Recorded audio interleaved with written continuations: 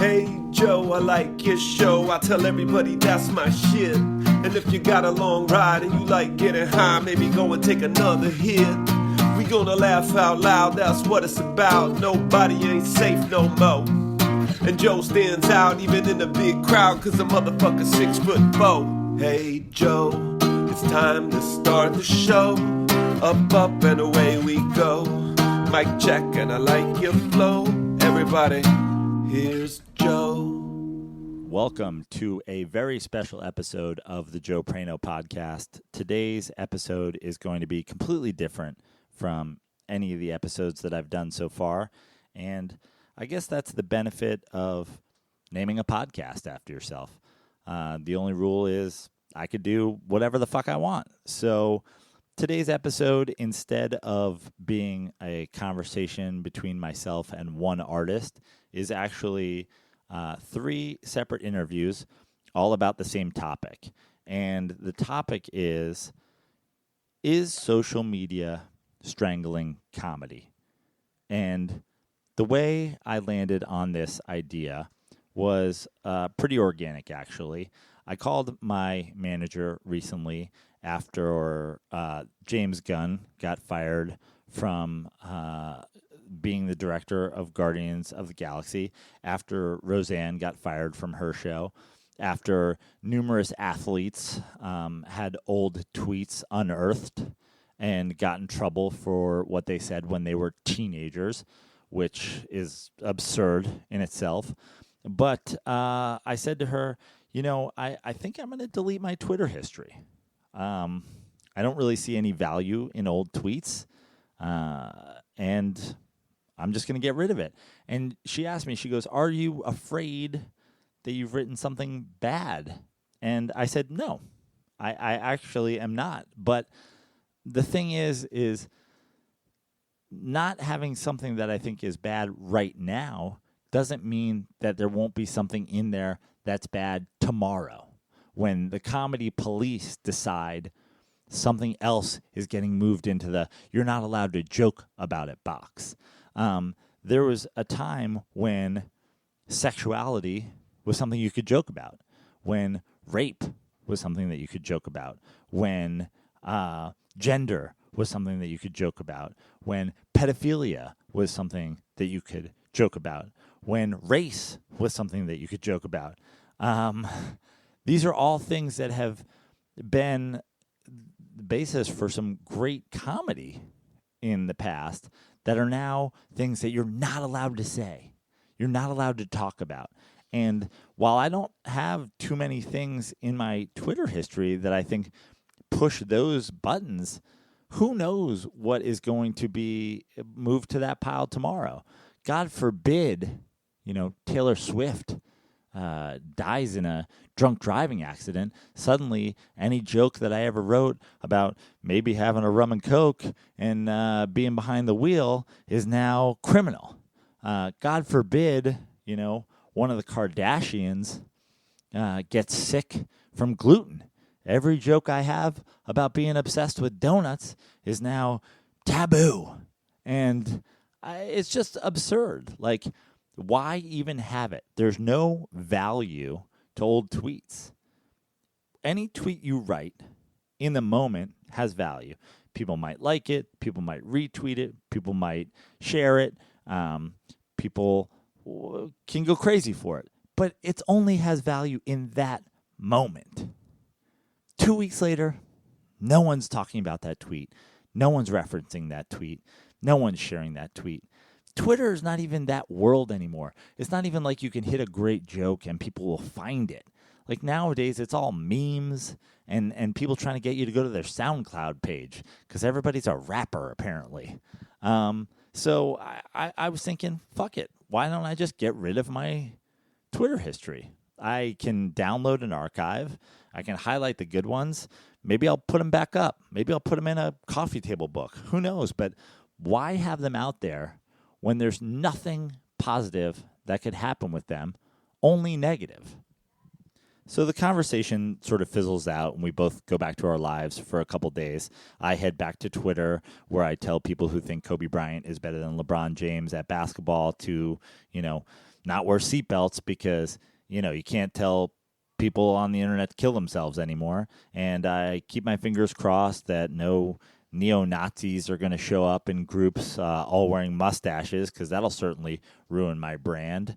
And, I don't really think about it again until my manager sends me a screenshot of a post from Daniel Kellison, which, if you don't know who Daniel is, he is a comedy super producer that has, done a million things in comedy that you just didn't know he was behind it. He was a producer with David Letterman. He is Jimmy Kimmel's production partner for going back 20 years. He's the original executive producer of Jimmy Kimmel Live. He started Jash, which is a production company that's, produced the Norm video podcast, and that's Norm Macdonald. Yes, I believe Norm is an artist who should be known by one name. She's friends with him on Facebook, so she sends me this Facebook post that he's written, and it says this.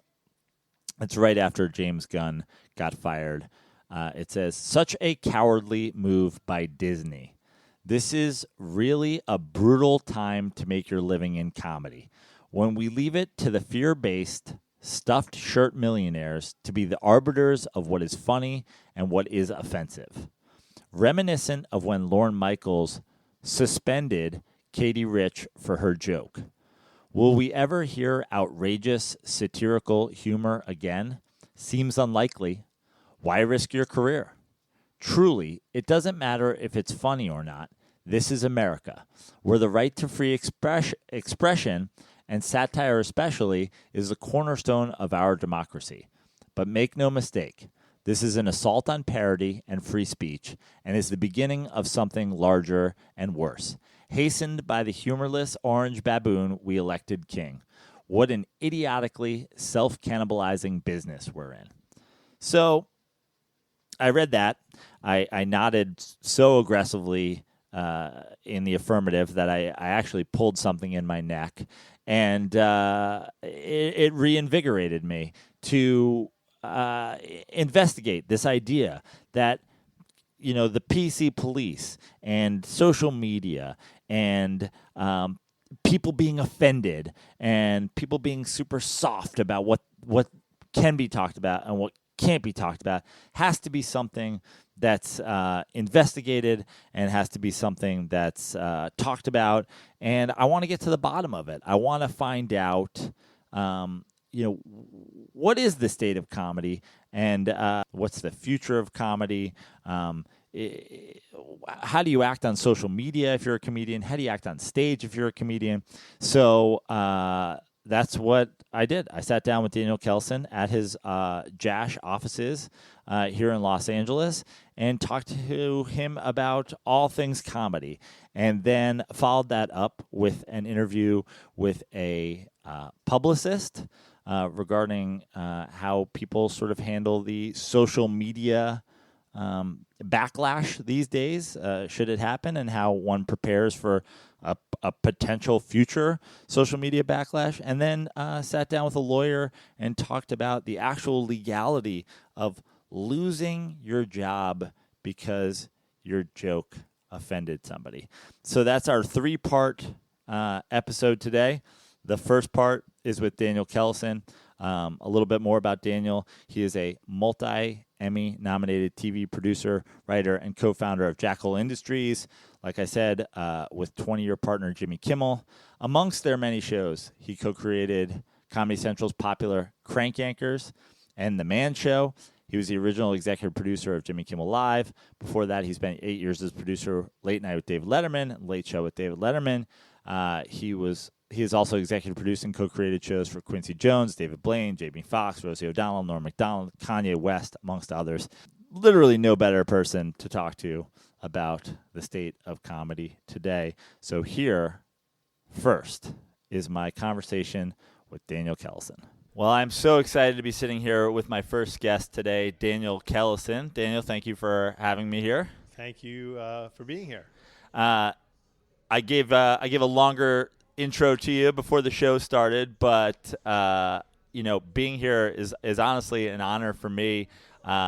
You've been involved in so many of the things that I'm just like a super fan of, from Thanks. David Letterman, who's, the reason I got into comedy. Me too, but go ahead, yeah. Jimmy Kimmel, who I think is probably doing the closest thing to Letterman these days, and Norm Macdonald, my easily favorite comedian. You were involved in the Norm Sports Show, and now his show that's, I believe, becoming a Netflix series. Yeah, I think we can say that, right? Can you? I don't know whether we can or not. Maybe not. I'm not going to say anything at all. We could take it out if it comes. We did a Norm show here at Jash for 3 seasons, and that was really fun. And we, I've known Norm since he started Saturday Night Live, and in fact, he gives credit to Adam Sandler for discovering him. But I think that I was the one who told Jim Downey and Tara Eli to look at Norm as a stand-up, as a writer. But anyway, but I've known him my entire career pretty much at this point. And the last piece of broadcast television that was appointment watching for me, Crank Anchors. Oh wow, thanks. yeah. There's people love that show. Mostly, I mean, people loved it back then, but it comes up a lot. But I appreciate that. Thanks. Yeah, in a post-college New York City, as I was a young comedian, it was like the one thing me and my friends would all get together on like a Wednesday evening and sit down and watch Crank Anchors. Yeah. As guys who made prank phone calls as a kid, we were like, this is everything that we ever wanted in a TV show. I know, and I just saw Wanda Sykes up in Montreal, and I was talking with her, and she was saying it was so much fun doing Gladys, and she'd love to do it again. And every now and then there's rumblings about doing it again, and why not? It would be fun. We live in a delicate, sensitive time comedically, so that's perfect to make prank calls. Yeah. Now, the reason that we ended up sitting down here today, we are not Facebook friends. Maybe we should be. Yeah, maybe after the interview if it goes well. But even if it doesn't, yeah, I'll do it. Yeah, because you're not friends with everybody on Facebook, right? I'm trying to be a little discerning. My wife's like, "You have 2,000 friends on Facebook." I'm like, I guess I know a lot of people. I'm 54 years old. But my manager, Randy, shared with me a Facebook post that you had written that was a conversation that we'd been having over the last few weeks and few months about sort of the state of comedy and the PC police, and now especially everybody sort of delving into folks' social media history. Yeah. And we had a conversation. I was like, should I just delete my entire Twitter? Is this yes, you should, by the way. Probably yes, you should, and start all over again. Everybody should. Yeah. But at the same time, I'm hoping level heads are going to sort of change the way we approach this, because it's too crazy. And I think people are understanding the ulterior motives of the alt-right and what they're trying to do, and the sort of nefarious approach they're taking, which is sort of in line. And again, I don't want to get too political about it, but the Trump saying that with the press that they can't be trusted, it's fake news, all these things sort of undermines our process of being being suspicious and being interested in and how we figure these things out. And then the next thing that happens after that, of course, is comedy and satirists and people who are sort of then can also make fun. And then if you take those people's voices away, that becomes really dangerous for society. I mean, I don't want to be grandiose about it, but that really does become dangerous. And so when they start going after, Michael Ian Black and Patton Oswalt and Sarah Silverman and looking at tweets that they've had in the past, to me, the big thing is really about comedy. Like, these people are making jokes, they're satirizing. Not all jokes are going to land. I think that's sort of what happened with James Gunn, was that if his joke had been funnier, we wouldn't be having this conversation. Right. But it sort of it landed with a thud. People brought it up, and he lost his job. And it's just, but make no mistake, what's happening here is guys like Cernovich and these other guys are trying to take down the liberal mouthpieces, and comedy, as you see with Saturday Night Live, to some extent also in other places. It's very effective as satire, and it really it hits home with a lot of people. So it's a really precarious time. Well, and it seems like those guys who are sort of out to get, like you said, the liberal mouthpieces, especially with James Gunn and Sarah and all these people that just happened. Yeah, Dan Harmon. Yeah, just happened in the last few weeks. It really does seem like it's a direct response to Roseanne losing her job over a tweet, and they're like, well, if she's going to lose it, let's go on a deep dive and try to find what people have said. Yeah, and that was sort of is interesting because we've been talking about whether we want to explore making a documentary here, and we have a director who wants to do it about this whole world. And I've talked, again, Tim Heidecker and Vic Berger are two people that we've worked with that we love, and Vic Berger had a guy show up at his door from this crazy alt-right group, and he's got a family, he's got kids. It's terrifying. These people are threatening violence, threatening to kill him. But going back to the Roseanne, like when we were talking about making the documentary, the conversation internally began like, well, okay, how do we defend these comedians but not defend Roseanne? What's the difference there between what she said, why is she not protected, she's a comedian too, and what these other comedians are saying? And to me, the line is pretty clear, which is that what Roseanne said about Valerie Jarrett was hate speech. It's if you look at the definition of hate speech and you look at what it's talking about, it's an attack on a group based on their religion, their race, and then more than that too, she wasn't making a joke. This was just her opinion, and not only that, but if you go back and look, there's a history of that opinion, which is based on hate. So that's to me the line in the sand. And that's to me where we can draw the line and say, well, yeah, Roseanne does deserve to lose her job probably. And these people don't because they were making jokes. Now, what about the idea that Roseanne, who is famous for being a comedian, is on social media and is verified as a comedian, that everything can be considered a joke? Like that how do you determine when a comedian is joking and when a comedian is not joking? Again, I think it's the same way that the laws protect people with hate crimes. You can tell when something is hateful and if it's born from a place of racism or sexism or religion or any of those things. I think it's clear. It can be clear. But also I look at precedent too. Now, it's an interesting thing because I've talked to Sarah Silverman about it, who's one of our partners here at Josh, and we've talked about Howard Stern in the past. And how Howard will still play all of his old tapes from the past, as cringeworthy as some of them are in terms of some of the things that he says. But back then, you could say somebody was acting gay or you retarded or all these things that were sort of, big red flags today, obviously, and rightfully so.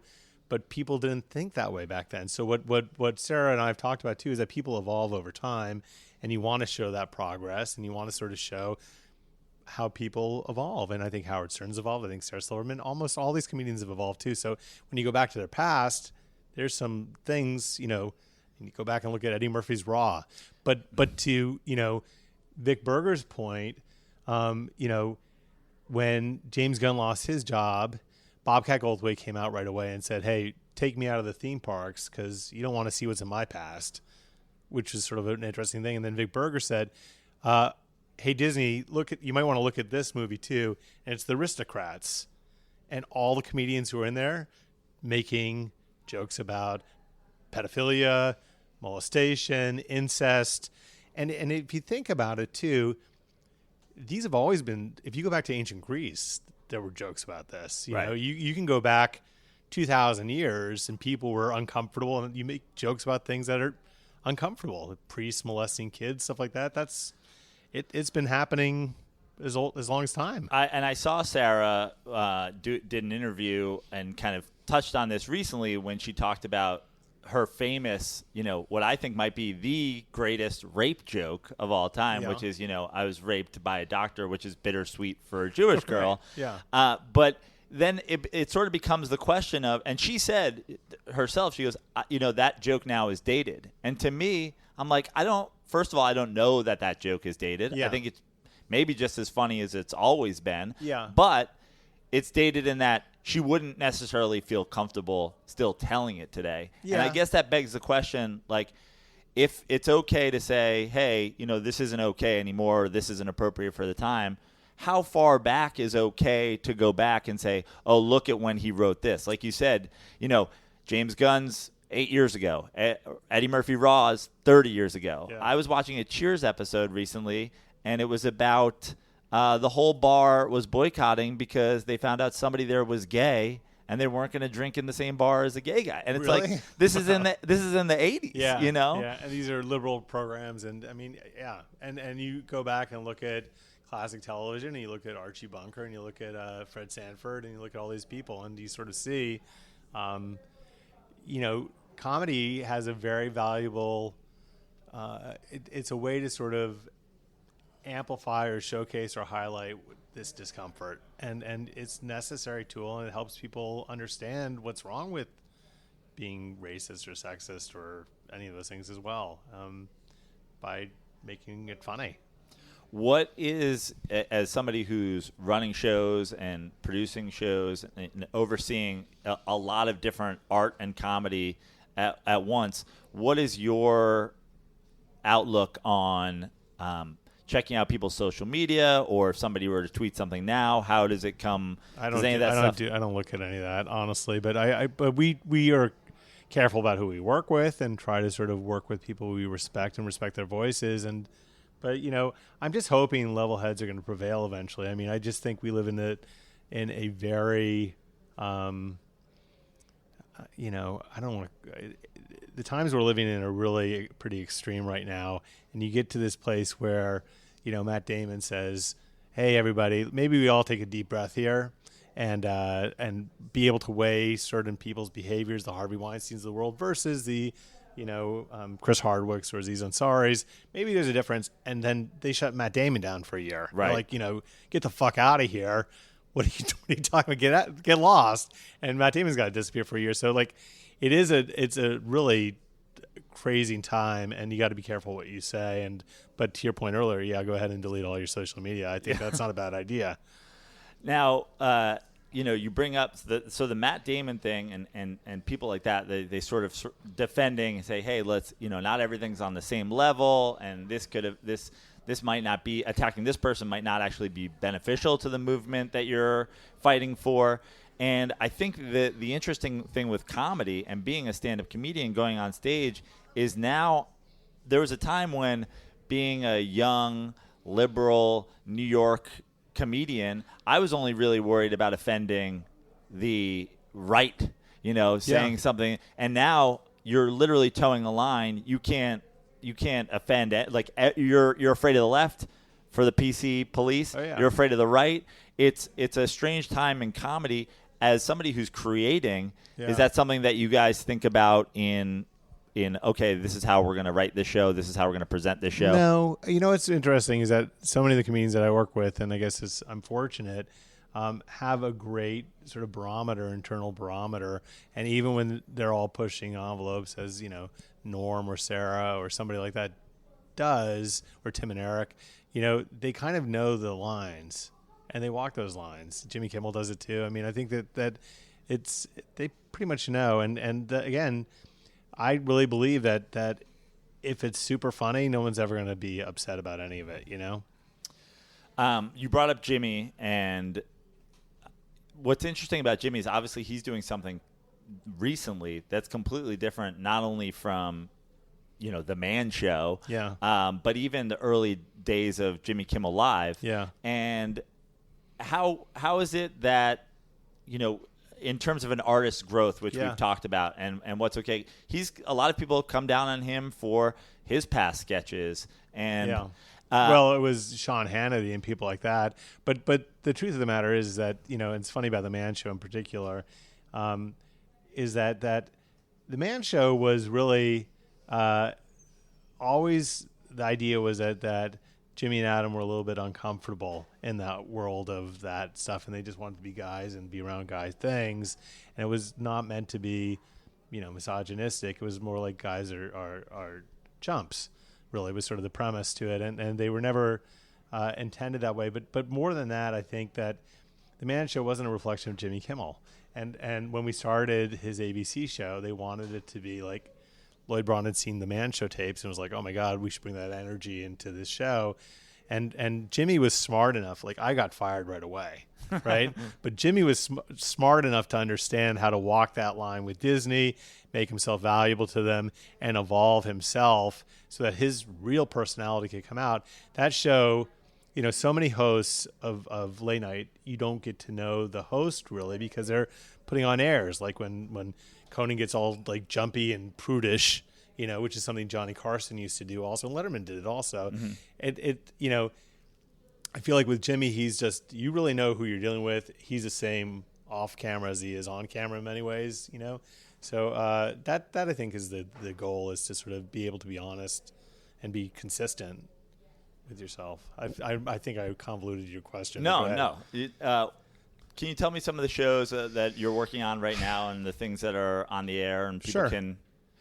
We've sold some shows recently, and again, I don't know whether I can talk about them, but I'll talk about them anyway, that are sort of timely and interesting. We just finished a Jamie Foxx series, which was really fun to do, and that guy was just a natural at doing talk shows. It was just sort of came out of the gate and was really good at it, and we had great interviews. I worked with my wife on that, but Denzel Washington and The Rock and Chadwick Boseman, and really like great bookings. That was fun to do. But I don't think that's relevant to this necessarily, although we were careful about, editing those. Well, just because you said The Rock, something that ties in with all of this stuff, and I feel like everything is just sort of like loosely tied together, is he had a movie that just came out recently and somebody's boycotting it because he's playing an amputee. And how dare he play an amputee I know, when and he's not? Scarlett Johansson had to drop out of the transgender film.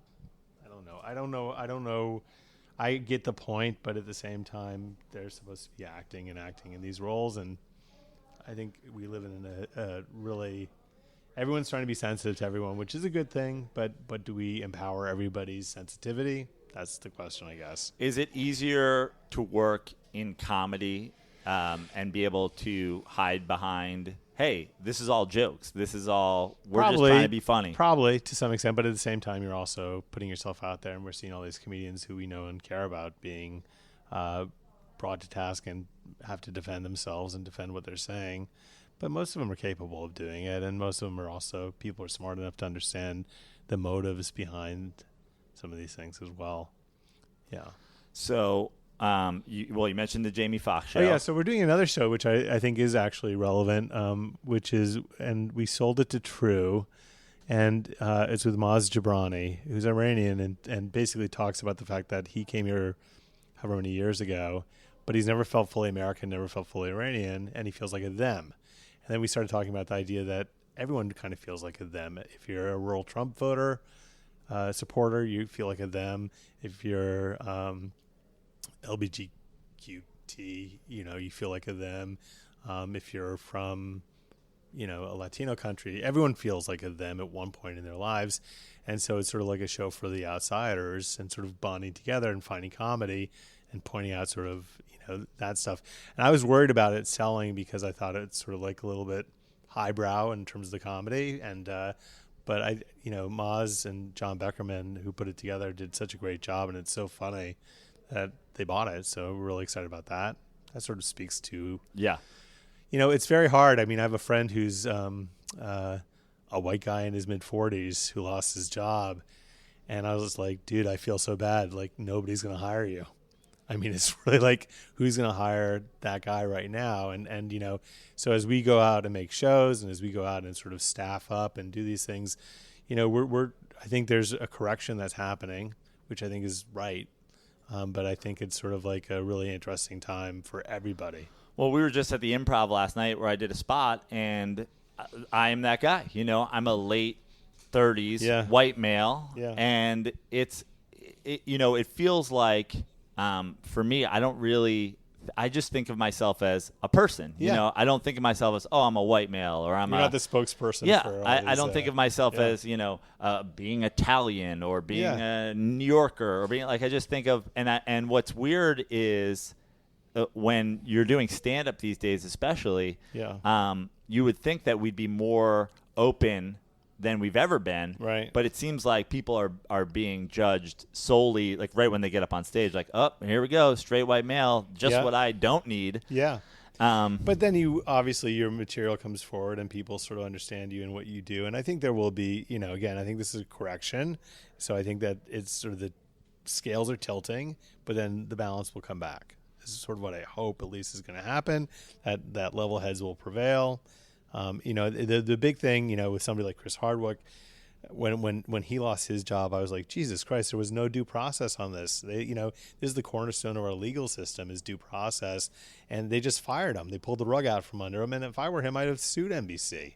I just couldn't believe that that happened so quickly, and it's just we're not doing this properly. I mean, there should really be a world where, I mean, I was talking to Tim Heidecker about it. Like, if there were if corporations, if there's like a peer group, if there were a group of artists and executives who could work together and offer some sort of due process and investigation, I don't think it's enough that CBS itself investigates Les Moonves.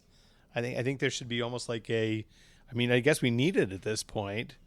Yeah, because right now it's just the court of public opinion, and then they just right away they yank him out, or based on your value, like Chris Hardwick, they're like, oh, we can lose Chris. Whoop. I mean, Les Moonves, that would really fuck things up, right. But what Les did on paper, suspect-wise, versus what Chris Hardwick did, is 100 times worse. Yeah. Right? Yeah, and even, when we're talking about just sticking with comedy, even there's levels of everything. It just seems like everything from Bill Cosby to, Louis to Aziz to whatever, and everybody's getting thrown in that same boat. Yeah. Like, I read the Aziz Ansari story or the Louis C.K. stories, and I'm, I feel like people are telling me you're wrong for even saying this is a cloudy situation. I was just in Montreal this past weekend and saw our old friend Dave Chappelle, who I started out with when he was 19 years old. I took him out on Letterman. Connie Chung did a show called 48 Hours, and she said, go find a young comedian. We'll go out to 48 Hours touring clubs. And I brought Dave Chappelle. So I've known him forever. And it's so amazing to me because he had like 10 years there where he was pretty fuzzy post Comedy Central, where I was like, oh, wow, look at that. That's sort of like a warning, that this is what happens in show business. But he was so brilliant this past weekend watching him perform, so political, trenchant, fearless, and saying, like, I mean, he right away made a joke about the gun shooting in Toronto, and well, now America, we're all coming one here with Canada. Look, we're all doing it together. Like, and but he just goes after stuff, and he did the whole thing. He did another version of Me Too, which is what he did on his Netflix special, but he was talking about, the Chuck Berry tape that existed and how crazy that was, and how that woman in that tape hears about Louis C.K. and like, wait, this guy jerked off in front of you, like, compared to, like, I mean, the horrible things right. Again, people booed in the audience. There were some people who like yelled asshole, and like then Dave engaged them, but I love that he's like, let's talk about it. And I know you guys are going to be mad about it, but let's talk about it, which I think is sort of the right thing to do. And it's interesting that you're at the Montreal Comedy Festival, and you're seeing Dave Chappelle. Yeah. And so you have everything that you need to know what you're getting into. This isn't, you didn't walk into a comedy club or a bar and they dropped a comedy show on you. When the woman yelled asshole to Dave, he said, "You're entitled to your opinion, but know this, I've already got your money." Yeah. Like, you chose to buy the ticket here. You can say what you want now. I got your money. And it was sort of funny. Like, he was just sort of like, you're welcome to leave, Is there a part of it that's like guys that have had opinion, like Dave Chappelle or Norm, who have been doing edgy jokes and been doing dirty jokes for a long time? Are they sort of grandfathered in to the idea? No, I mean, I think everyone's one line away, one bad tweet away. I mean, it again, I think it's less likely with Dave or with Norm or somebody like that because they're so funny. Yeah. But I think, I think everyone's vulnerable. I mean, we've seen it. I mean, it's just like all the heroes of comedy have been a lot of them have gone down. As far as going back to the social media, because, again, this all started with, I read your post about James Gunn, who obviously loses, the directing spot in one of the biggest franchises happening today. Yeah, because of Mike Cernovich. Right. In comedy, is social media strangling comedy? Is that something that's...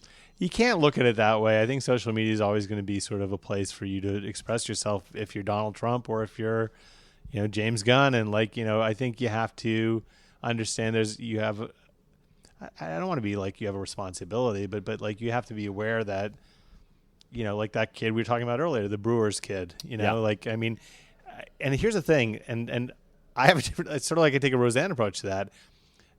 When I was 17 years old, I knew not to write white power, right? Like you can't say that he was just a kid.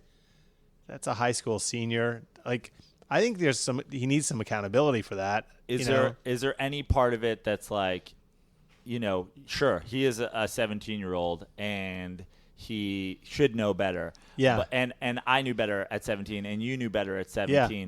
But he's a country kid and he's an athlete. Okay. But show me now how you've evolved. Point to those examples of what you've done over time that sort of show that you've sort of changed your ways.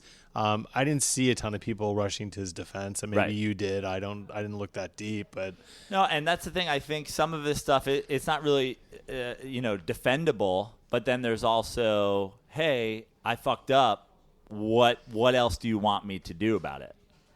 I think I was saying, I don't know what my Twitter would have looked like if I had it when I was 15. Yeah, and I think there is something to that extent too. Like it's different from John Rocker, who went and said those things in real time to Sports Illustrated, right? And right, and there have been plenty of athletes who've said homophobic things.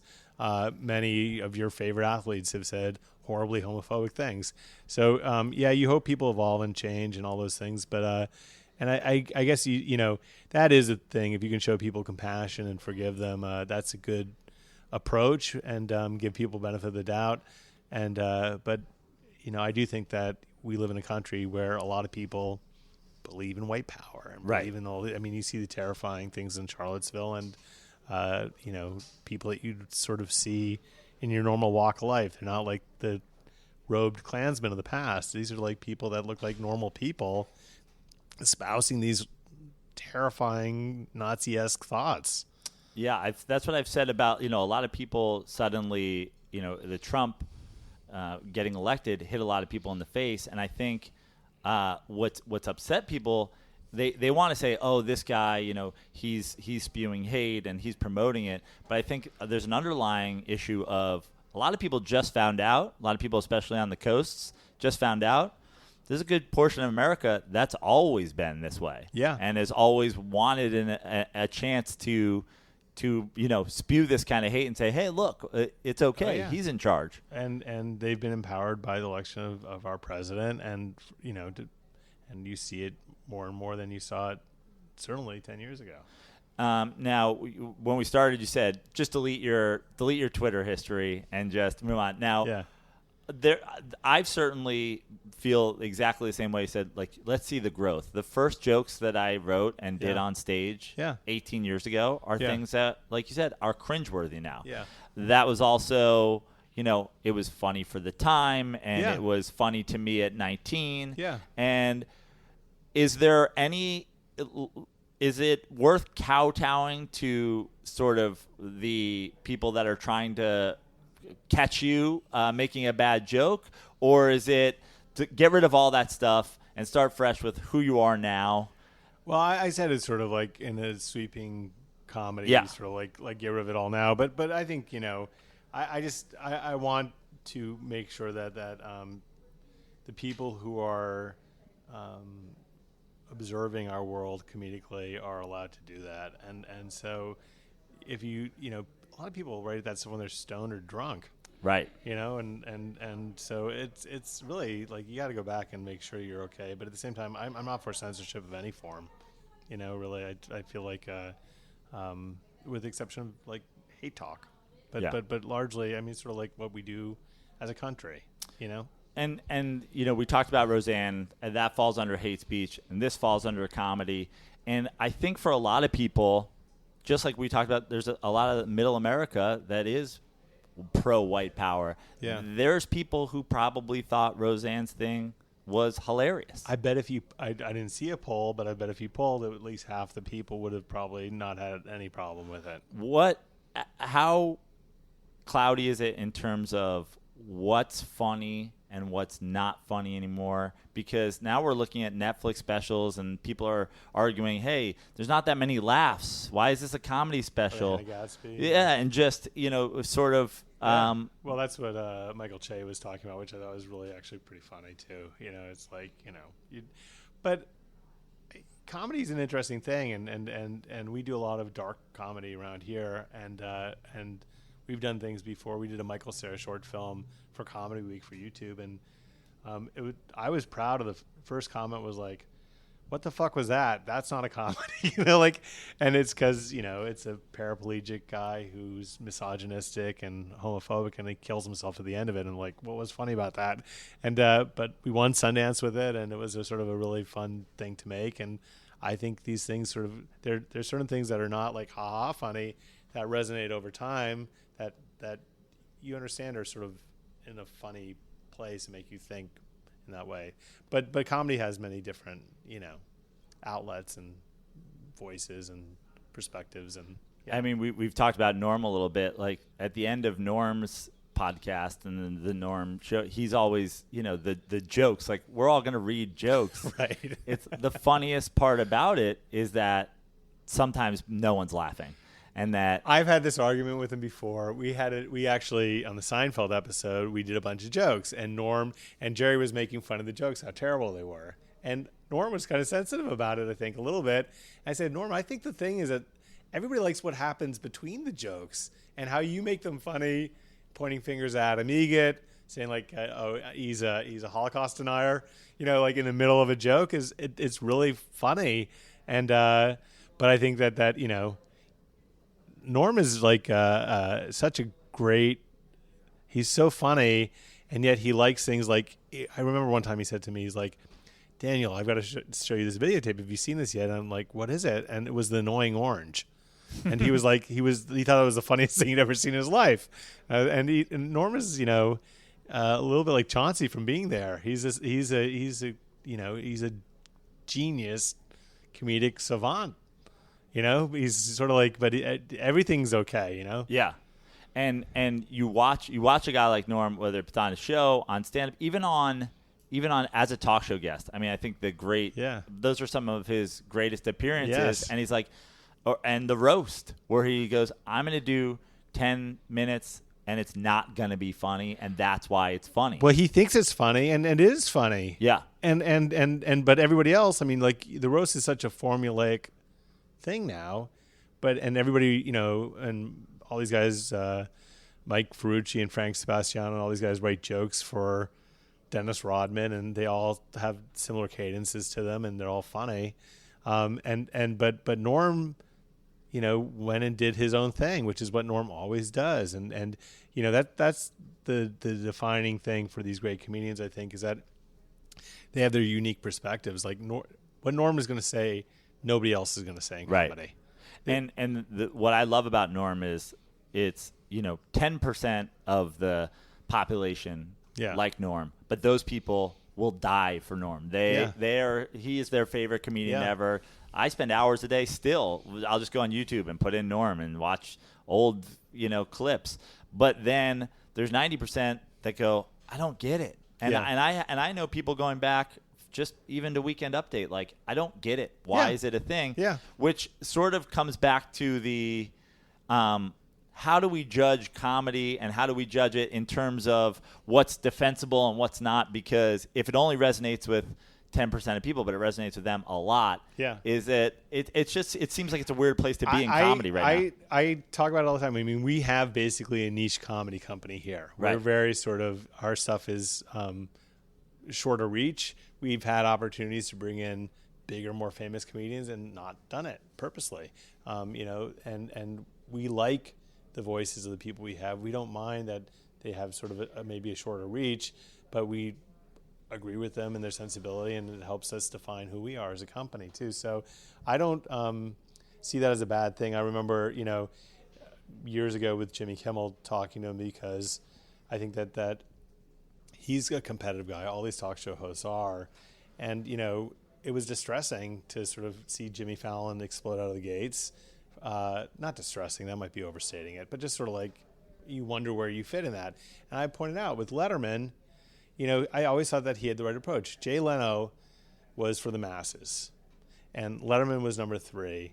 And Leno did this dickish thing, which is he took a billboard out right in front of Letterman's office saying #1 in late night. It was really like a fuck you kind of. Everyone talks about what nice guy Jay is. I've got other thoughts, but and Letterman in response, and I thought it was so great, took out another billboard right near it saying #3 in late night, Dave Letterman. And he just sort of embraced it. And I think that he understood that he wasn't going to be for everybody, but the people that liked him, and like in our groups, those were the people that I respect comedically. Same with Jimmy Kimmel. Same with Norm Macdonald or Tim and Eric or all these people that I just revere comedically. Sarah Silverman. I mean, I think Jeff Ross even is a friend of mine. I saw the roast the other day. I just marvel at his ability to sort of transcend it all and just be hilarious.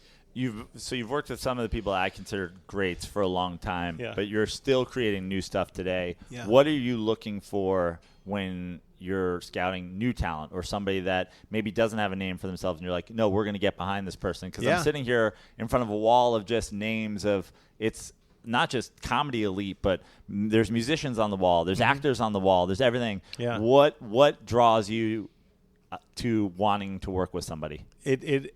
It's such a luxury to have in our business, and Randy could probably tell you that too. It's like when you get to work with the people that you admire, that's sort of so it's fun to be able to run into people and call them and say, come in and tell me about the things that you want to do. And like we've done it with, we end up getting these sort of, even with writers, we'll get it, these like guys from Modern Family who've been doing these shows for 11 years. Like, what do you want to do? What's your passion project? What's the weird thing you want to do? And we always say about Josh too, like, keep it weird. Let's keep it weird. So like, what's the thing that you want to do that no one's ever let you do? Let's develop that and let's go try and sell that. So that's really sort of how we go about it. We started as a company where we were basically seeded or funded by Google, by YouTube. They gave us a bunch of money, said, you'll have complete creative autonomy. You'll never get a note from us, and in the end, you can own all the content 100%. And for us, who sort of spent the past 20-plus years in television being fucked with, being given horrible, thoughtless notes from executives who you didn't even know whether they were talking about your show or another show. It's like they're so stupid, their notes, and you have to do them where they say, like, hey, why don't you add like a little kid neighbor next door who comes in, and like then they have to do it. It's like, so to be able to be here and to say to everybody, we're going to protect your creative vision. We're going to protect your comedic vision. Whatever you want to do, we're going to support it because we're putting our eggs in your basket and we're not going to censor you. We're here to help, make that happen. So that's been the fun part of this. And all these people that you see behind us are people that we've had conversations with, making content with, and have made a lot of content with a lot of them too. So it's been really, this has been the best job I've ever had in comedy, quite frankly. Who's your dream talent to work with? I don't know if there's anybody that I haven't worked with already. There's the guy like Chappelle, who I have worked with before. He did Crank Anchors, and he and I worked together on Letterman and stuff like that. But I don't know that there's. I mean, there are plenty of new people that I'd love to work with. But I've been lucky to have like all these people that I care about comedically and work with them. I don't know who I haven't worked with. What would your advice be for somebody who you have never heard of, you don't know about, but they know about you and they're saying, hey, that's the kind of stuff I want to do. How does one get in front of you? Honestly, send it to me. Daniel@jash.com. Email it to me. and I'll look at it. And we have a development department that's great, and they'll sort of help suss it out. I mean, my problem is that I'm not as discerning. I tend to love a lot of stuff that I get sent. So I have now a department of people who also read and go, well, maybe not so much this one. And then I'll go, okay, that's fine. How much? I'll say, I'll do it myself. Right. You're obviously, again, just the list of people that you've worked with, you're entrenched in the world. I'm sure so many things get sent to you and are brought to you every day. Are you out looking for stuff at all in any sense? Are you going to comedy clubs? Are you going to Groundlings? Yeah. I love all that stuff. I do it all. And beyond that too, we do a lot of political stuff. So that has been one of the great benefits of this as well. And having our own company is that we were able to jump in and work with Obama and both campaigns, and literally had West Wing meetings with him, and it was cool, and bring comedians in, and then we pivoted to Bernie Sanders. Everyone was sort of hoping, I think, not that people would have hoped, but that we were going to work with Hillary Clinton. And I'm from Vermont, and so I said to Sarah Silverman earlier, like, you should check out Bernie, and she loved him too. And so we sort of got on the Bernie thing, and we wrote a video together that got, I think, 50 million views for Bernie very early on, and that was sort of a great, fun thing to be able to do.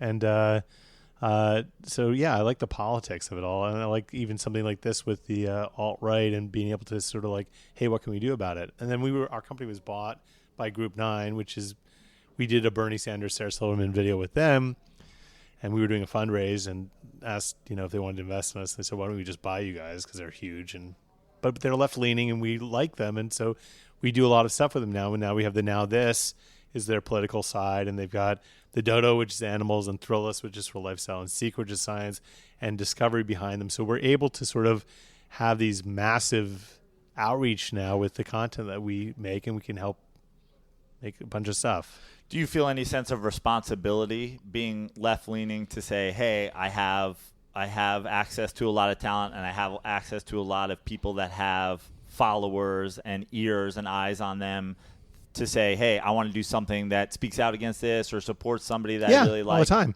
I mean, Paul Scheer reached out to us recently about Mothers Demand Action and trying to figure out a way to sort of make meaningful videos that can actually resonate with people who support gun rights, and and when is enough in terms of guns, and that sort of stuff is really great, rewarding, spiritually rewarding, for a non-spiritual person like myself. Is it, do you feel, is it something where you think about the balance of it all? Hey, this is for a cause and this is just for funny? Or is it in a perfect world, is it all meaningful and hilarious? No, it's not all meaningful, and I don't mind. I mean, we do a lot of dumb stuff too.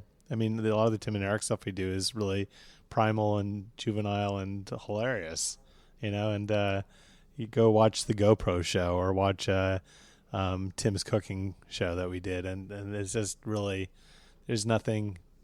I mean, I guess I wouldn't say there's nothing intellectual about it, but there's nothing that's sort of not accessible to everybody. There's, like you said, being left-leaning and just going back to an earlier point, it does seem like this sort of policing of what people can say, what people can joke about, who can joke about what, does seem like this, like I said, the right is sort of, it's a response to the left that really that started with, like, female comedians saying males shouldn't be talking about this and we should have more stage time. And you, like I said, you have so many names on this wall. I look at the ones behind you and I go, I don't know that person would ever want to deal with that. They probably hate each other. And how is it? But it was, on the flip side, people come in here all the time and go, oh my God, I'd love to work with Kate Berlant, or I'd love to work with, whomever. And these are people that we go, oh, great, let's pair them up. And like, I remember Mike Judge, who's a friend of mine, was talking about Tyler, the Creator. And I'm like, let's get together and see whether we can make something together. And so we got in the room with Mike Judge and Tyler, the Creator. And it was really fun. I mean, we didn't make anything, but it was fun. And, I love doing that. I love pairing people together. And, this guy, Bill Rubel, who's a writer for Modern Family, who we're doing something with now, he's like, I love Amy Mann. She surrounds herself with comedians. I think there's a world there that we can explore as a writer. I'm like, great, let's do it. So now we're doing a show with them. So it's like, really, that's, as it happens, like, people might see names in here that they want to do and come in and work with those people. And that's been really fun. So I keep mentioning these names, but, I'm just sitting in front of a wall with postcards with names on it. Yeah. Is this just a reminder to you of who's in the business? Or is it? Really, people made fun of these boards all the time, and now a lot of people have them around here. And for me, it was really just a way to sort of, it's sort of, my brain is too addled to remember all this stuff. So it's really been useful for me. I come over here when we have a show, and I'll be reminded of writers or producers or directors or talent, and that I love, and or Krispy Kreme. Yeah, but some of these people, that you can see how faded that one is. But a lot of these, when we started being a YouTube-funded company in the beginning, we had there's a lot of names. Their names up here, like Krispy Kreme. I don't really know even that well. but that's somebody that I know Mickey in our office was fond of. But yeah. Working, you obviously do a lot of stuff on YouTube. How is it different working specifically for the internet as opposed to, or do you think of everything as this could be a TV show or that's the model? You know what? Here's the truth is that when we started and sort of Google, YouTube gave us this money and let us do whatever we wanted to do. We did whatever we wanted to do, and we didn't think about sustainability, and we didn't think about what's the pathway to make this more. Now we do. So now when we make something that's small, like the guys from Charles Rogers and Jordan Firstman and Charles started Search Party, and we love that, and we had him come in, and he had an idea for a short film, and we said, great, we love this idea, but what happens after that so that we can make this thing? So now we're making a feature about that, which is really thrilling. It's like so we always try to figure out, even if we make a short film, is there a world that becomes sort of a TV series or something you put on Hulu or Amazon or wherever you want to put it. So we're always looking for that stuff. Pathway. In terms of, there's so many outlets. There's broadcast, then now there's Netflix and Hulu and Amazon and all these sort of streaming services where you can binge stuff, and then there's obviously the internet, which you guys have been doing long form and short form in for a long time. When you look at sort of the landscape, and obviously you guys have stuff on Netflix, is there some aspect of the business still that is sort of the crown jewel? Is it still getting like, oh, well, 11 o'clock late show on a network is still bigger than... Well, yeah, the only people who are paying right now still are sort of a lot of these networks are the only ones who are writing checks. But even them, the checks are smaller than they were for sure because audiences are smaller. But I do think, I talk about it with our young staff all the time. I think this is a really cool time to be coming up. It feels very uncertain and you don't know where anything's going, but that's kind of a cool thing. And when they figure out how this all is supposed to work, you'll have been there during the making of it. And that'll be something when you're my age, it'll be something you can point to and say, I worked all the way through that. I think it's an exciting time. But there is no clear pathway and nobody understands sort of how to make money yet. Really, but we know it's all going to figure out. It does seem like there's not just in comedy, the way it's sort of broken down into groups and what people like and the identity politics of everything. But it seems like now, especially with the internet and the streaming shows, that targeting, just going, hey, we want to have a niche market with this group, but we wanted them all to love us. Yeah. Is that something that's thought about, like creating something that isn't broad and saying, hey, we know it's not going to be necessarily popularly received, but we really want to target this group and say we want them to die for it? Haven't come across that a lot. In terms of buyers are still trying to figure out how to sort of reach the largest number of audiences. I've had conversations at Comedy Central where I've done, I think, 12 shows now, where they've said that they care more now about the content and what the voice of the show is than the audiences, because even something like Kimmel, where and I'm going to make these numbers up, they're not right, but let's say he gets seen 6 million times a week on television, he'll be seen another 80 million times online, and so everything's changing. Everything's changed. And when we did Comedy Week with for YouTube, and we brought Key and Peele in, and Comedy Central said, make sure you say Comedy Central's Key and Peele.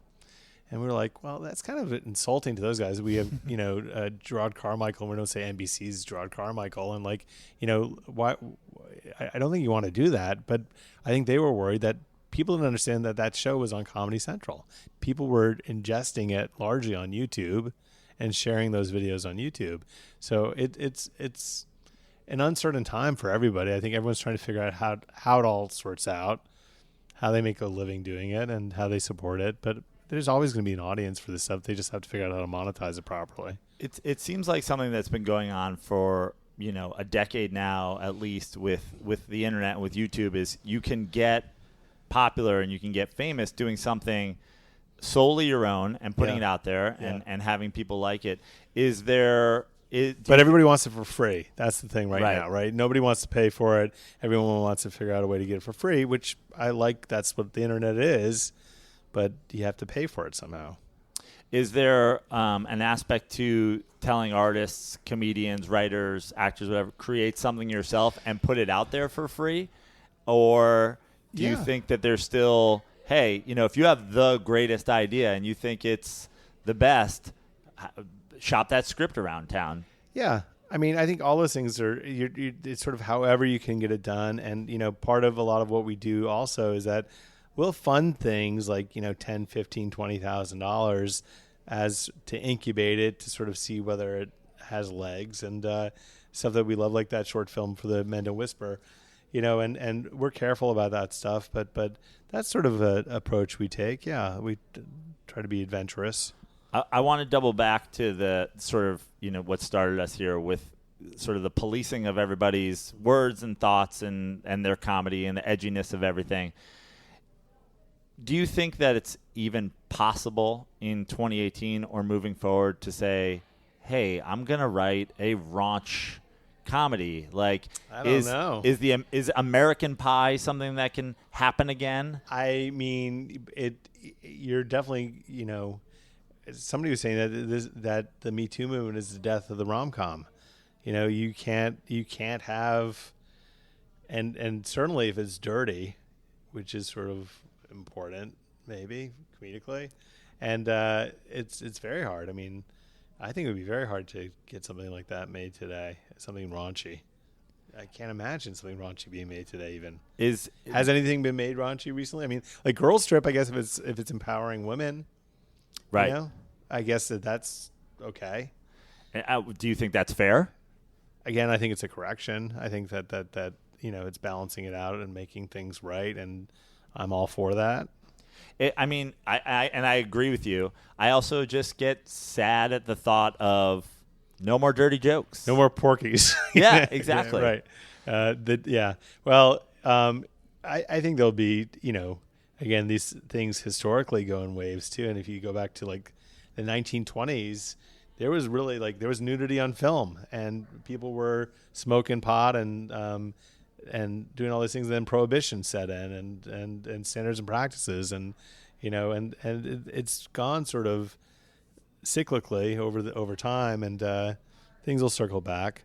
I mean, you look at Iran in the 70s was like Europe. It was sort of a freewheeling, anything goes. People were hanging out, and then all of a sudden it's back to really strict religious country, and it's interesting. America, we're just sort of we take for granted our liberties, and then they're put to the test, and we'll see where we land on it all. For somebody out there who's creating a young comic or a young writer, would you say, hey, if you're writing dirty and you're writing edgy, just know that the world's probably not super open to it? But if it's, again, I'll go back to this. If it's really funny, people will be okay with it. I mean, it's just got to be really funny. I mean, Dave Chappelle, what he says in his show, and again, you see these comedians and everyone's got a natural decline. He's elevated his game. He's better than he was when he was 20 years old. And he's more important than he was when he's 20 years old. And he's saying more things that would get so many people in trouble. And he's just fearless about it. But because he's so funny, he can do it. It's really just amazing to watch. So I think you can still make this stuff as long as it's really funny. Okay. So before we wrap up, just kind of want to get your take on it's sort of the state of the union. I know you said just make it funny, whatever. What is, we talked about your dream artist to work with. You sort of said, I've worked with everybody. What would... That sounds really arrogant, and I'm sure there are people that I'll think about later that I hope, yeah, I'm going to dial that one down a little bit. No.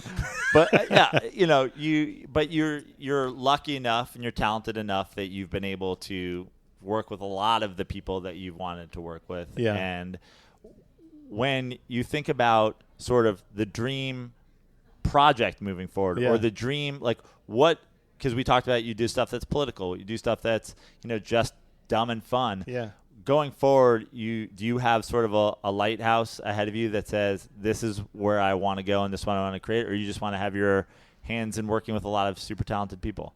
I, again, love what I'm doing right now. I love the ability that we can work with all these new voices, all these people who haven't had this opportunity before, that because I'm old, I can actually protect a lot of these people and sort of tell an executive to fuck off if I think that they're being interfering with stuff. And I mean, I do, you know, there's an advantage to being my age, I think, at this point. And I've been fired a half dozen times. I don't, you know, it's not, and it's largely because I tend to try to protect the creative of the projects I work on. So I'm totally at peace with it. So I love working with all the new voices, and being in Montreal and seeing all those new faces and all those new comedians was really exhilarating. What was the general feeling in Montreal? Because I know there was the 10 Variety's 10 comics to watch issue, and now people are booing Chappelle. And what is does it seem like comedy's on sort of loose footing when you're at Montreal, or is it the same? No, it was pretty good. I mean, the comedy was pretty good, and people were out there, and you know, I would say that there were definitely more diverse voices. You're seeing, you know, comedians from all walks of life, and it was fascinating. It was good. I loved it. I didn't have any real criticism, and I think, you know, people were nervous, but at the same time, they're part of putting your anxieties out there is part of the comedy now too, I think. So it's all, I think it was great. I'm pretty pleased with sort of what's out there right now, because there's so many platforms. There's so many different places that are sort of looking for stuff, and you know, even though it's diluted, there's still like 200 places you can go look for stuff, you know. You obviously talked about Chappelle and Montreal. Is there anybody that, you know, doesn't have the cachet of Dave Chappelle that you said, wow, be on the lookout for this. This is where it's going next. Obviously, he's still able to break ground because he's Dave Chappelle, and he's just right now the champ, the heavyweight champ. Yeah. But there are people all the time, and I say this, you know, when I first met Jimmy Kimmel and Adam Carolla, I met them, you know, and this will sound a little name droppy, but before Jon Stewart was Jon Stewart, he took me to this Weenie Roast concert, and those guys worked at K-Rock, and we hung out with them, and I thought to myself, like, why aren't these guys more famous? They're fucking brilliant, both of them. And I do run into that all the time now, where I'll see somebody, and you know, people used to come to us and say, hey, can we work with Sarah Silverman? And we'd be like, well, what about Jenny Slate? And then Jenny Slate blew up, and then we're like, well, what about Kate Berlant? And like, you know, we sort of have all those people now that we like, and you know, we're working with a group called the Cooties right now that are sort of like a Flight of the Conchords, and I think those guys are brilliant, and I think they're so good, and I'm like, they should be massively famous, and they've had a struggle getting there, but now we just sold a TV show with them to Freeform, which is really great, and I'm very hopeful for them, and they're super talented. They should be super famous. I mean, so I see it all the time. I mean, Kate Berlant's another example. Like, people love her. She's so brilliant, and deserves, you know, as much celebrity as, you know, Kevin Hart, in my opinion. You know, like, I love Kevin Hart, but I'm just saying, like, you know, why not? Yeah. Well, before I let you go, I will get a selfish question in, because Randy and I are at the Improv last night, and she watches my set, and we're sort of talking about where do I go from here? Where, you know, I'm a 39-year-old white male, and I've got my act, and it works. But, you know, like you said, there's a correction happening. And okay, we'll double back to him if you know, somebody of color and a woman and a trans doesn't work out. But I was sort of saying maybe the answer is just going unabashed, you know, white alpha beer drinking male. And do you think that there's I guess it would just be, what's your advice for me as a 39-year-old straight white male working in comedy?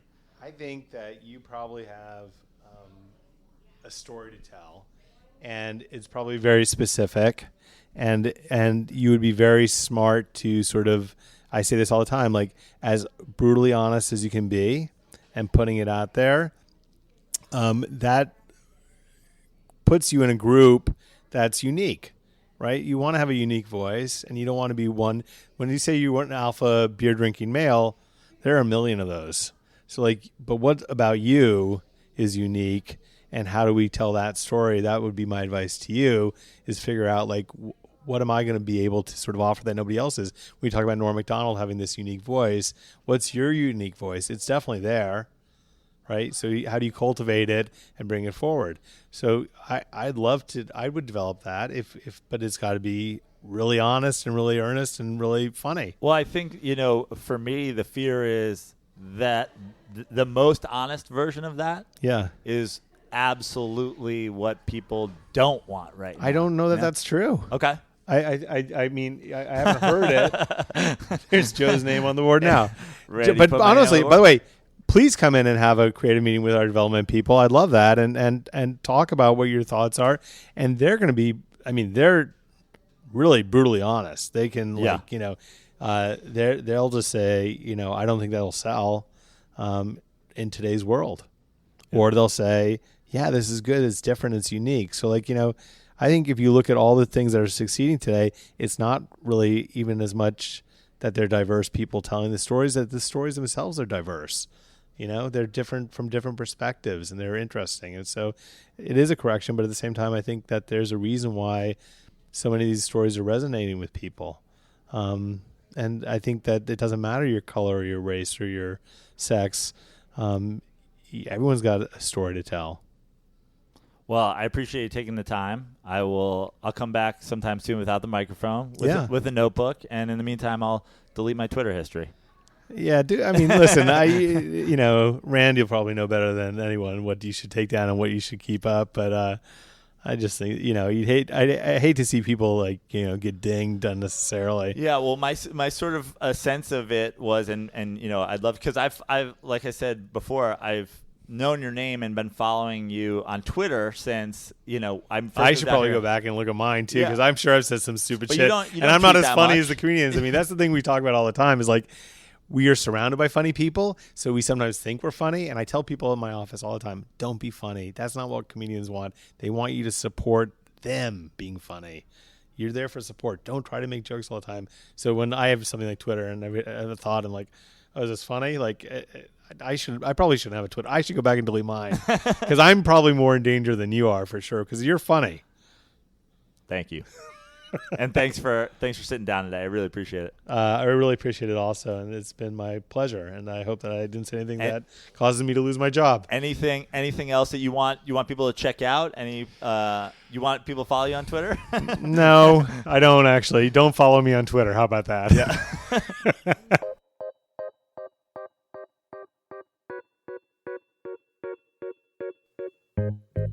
My next guest is Nicole Dunn. She is the owner and president of Dunn Pellier Media, which is the premier health and wellness PR agency worldwide. I really wanted to sit down and speak with somebody in PR because we've already talked about people losing their jobs over something that they've done or said or tweeted. But almost more important than any particular job or paycheck is the tarnishing of one's good name that comes with some of these PR disasters that people have been experiencing. So I wanted to talk with a publicist about how they approach the current climate, how they handle any potential pitfalls that their clients might face, and how they handle any mishaps after the fact. Nicole is fantastic. She is a former television producer turned publicist, so she has been on both sides of the coin, and I am excited to pick her brain about all things public relations. All right. Well, thank you for sitting with me, Nicole. I can't wait to hear the public relations aspect of this. And I just want to get started with, we have been talking a lot with all the news lately about people sort of losing their jobs over tweets, or losing, sponsors, or all the things that come with, whether they be jokes or statements in the past that were okay that are not okay. From a PR standpoint, what's your take on just everything that's happening right now in comedy and in entertainment from you said this once and now? Well, I think the landscape has changed dramatically. And so part of the problem that we're having is that everybody is very sensitive.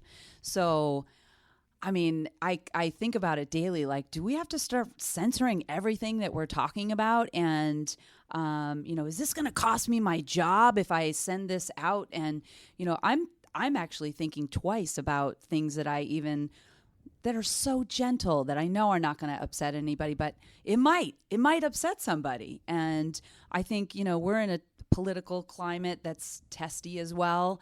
And the president is not favorable. So I think people are very sensitive right now. From a publicity standpoint, I mean, I do health and wellness PR, so I'm not really in celebrity. I'm not in that world. I was in that world. I worked in comedy. I worked in television for 13 years. Times have changed. They are not the same times that we once lived in, where you could talk about things like, maybe not the extreme of what Roseanne did, but I think we're living in different times. So we have to be super careful about things before we tweet.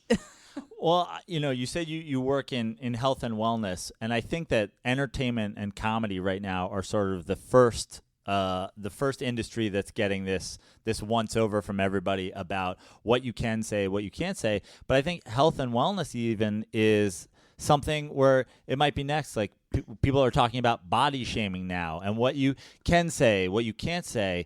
Is it something that is considered, hey, we can't say skinny anymore. We can't say overweight now. We can't say fat. Yeah, we can't say like, it. Yeah. Forget fat. Fat's been No. off the table Yeah, for a couple that's years now, gone. right? I feel like I have to bleep that out on my own show now. Oh, man. Is that something that working with your clients, is there any sort of, I guess, like pre-statement to them, hey, guys, watch what you say in regards to this? Or is it on a case-by-case basis? I think that there's a lot of people out in the marketplace of health and wellness. There is a lot of competition. And really what they put out, the information that they're putting out is more around like their expertise. So being careful about what you put out about your expertise. You really want to watch that. I mean, you could say one thing about fats and healthy fats, and it could turn in the complete opposite direction, and start a fad of like, oh, now we're not supposed to be eating fats, and this person said this, and that's totally completely wrong. So I think in general, just everybody should watch what they're saying and doing and be a little bit more considerate in their thoughts before putting something out. We do have clients all the time that we tell them, be careful what you're putting out there.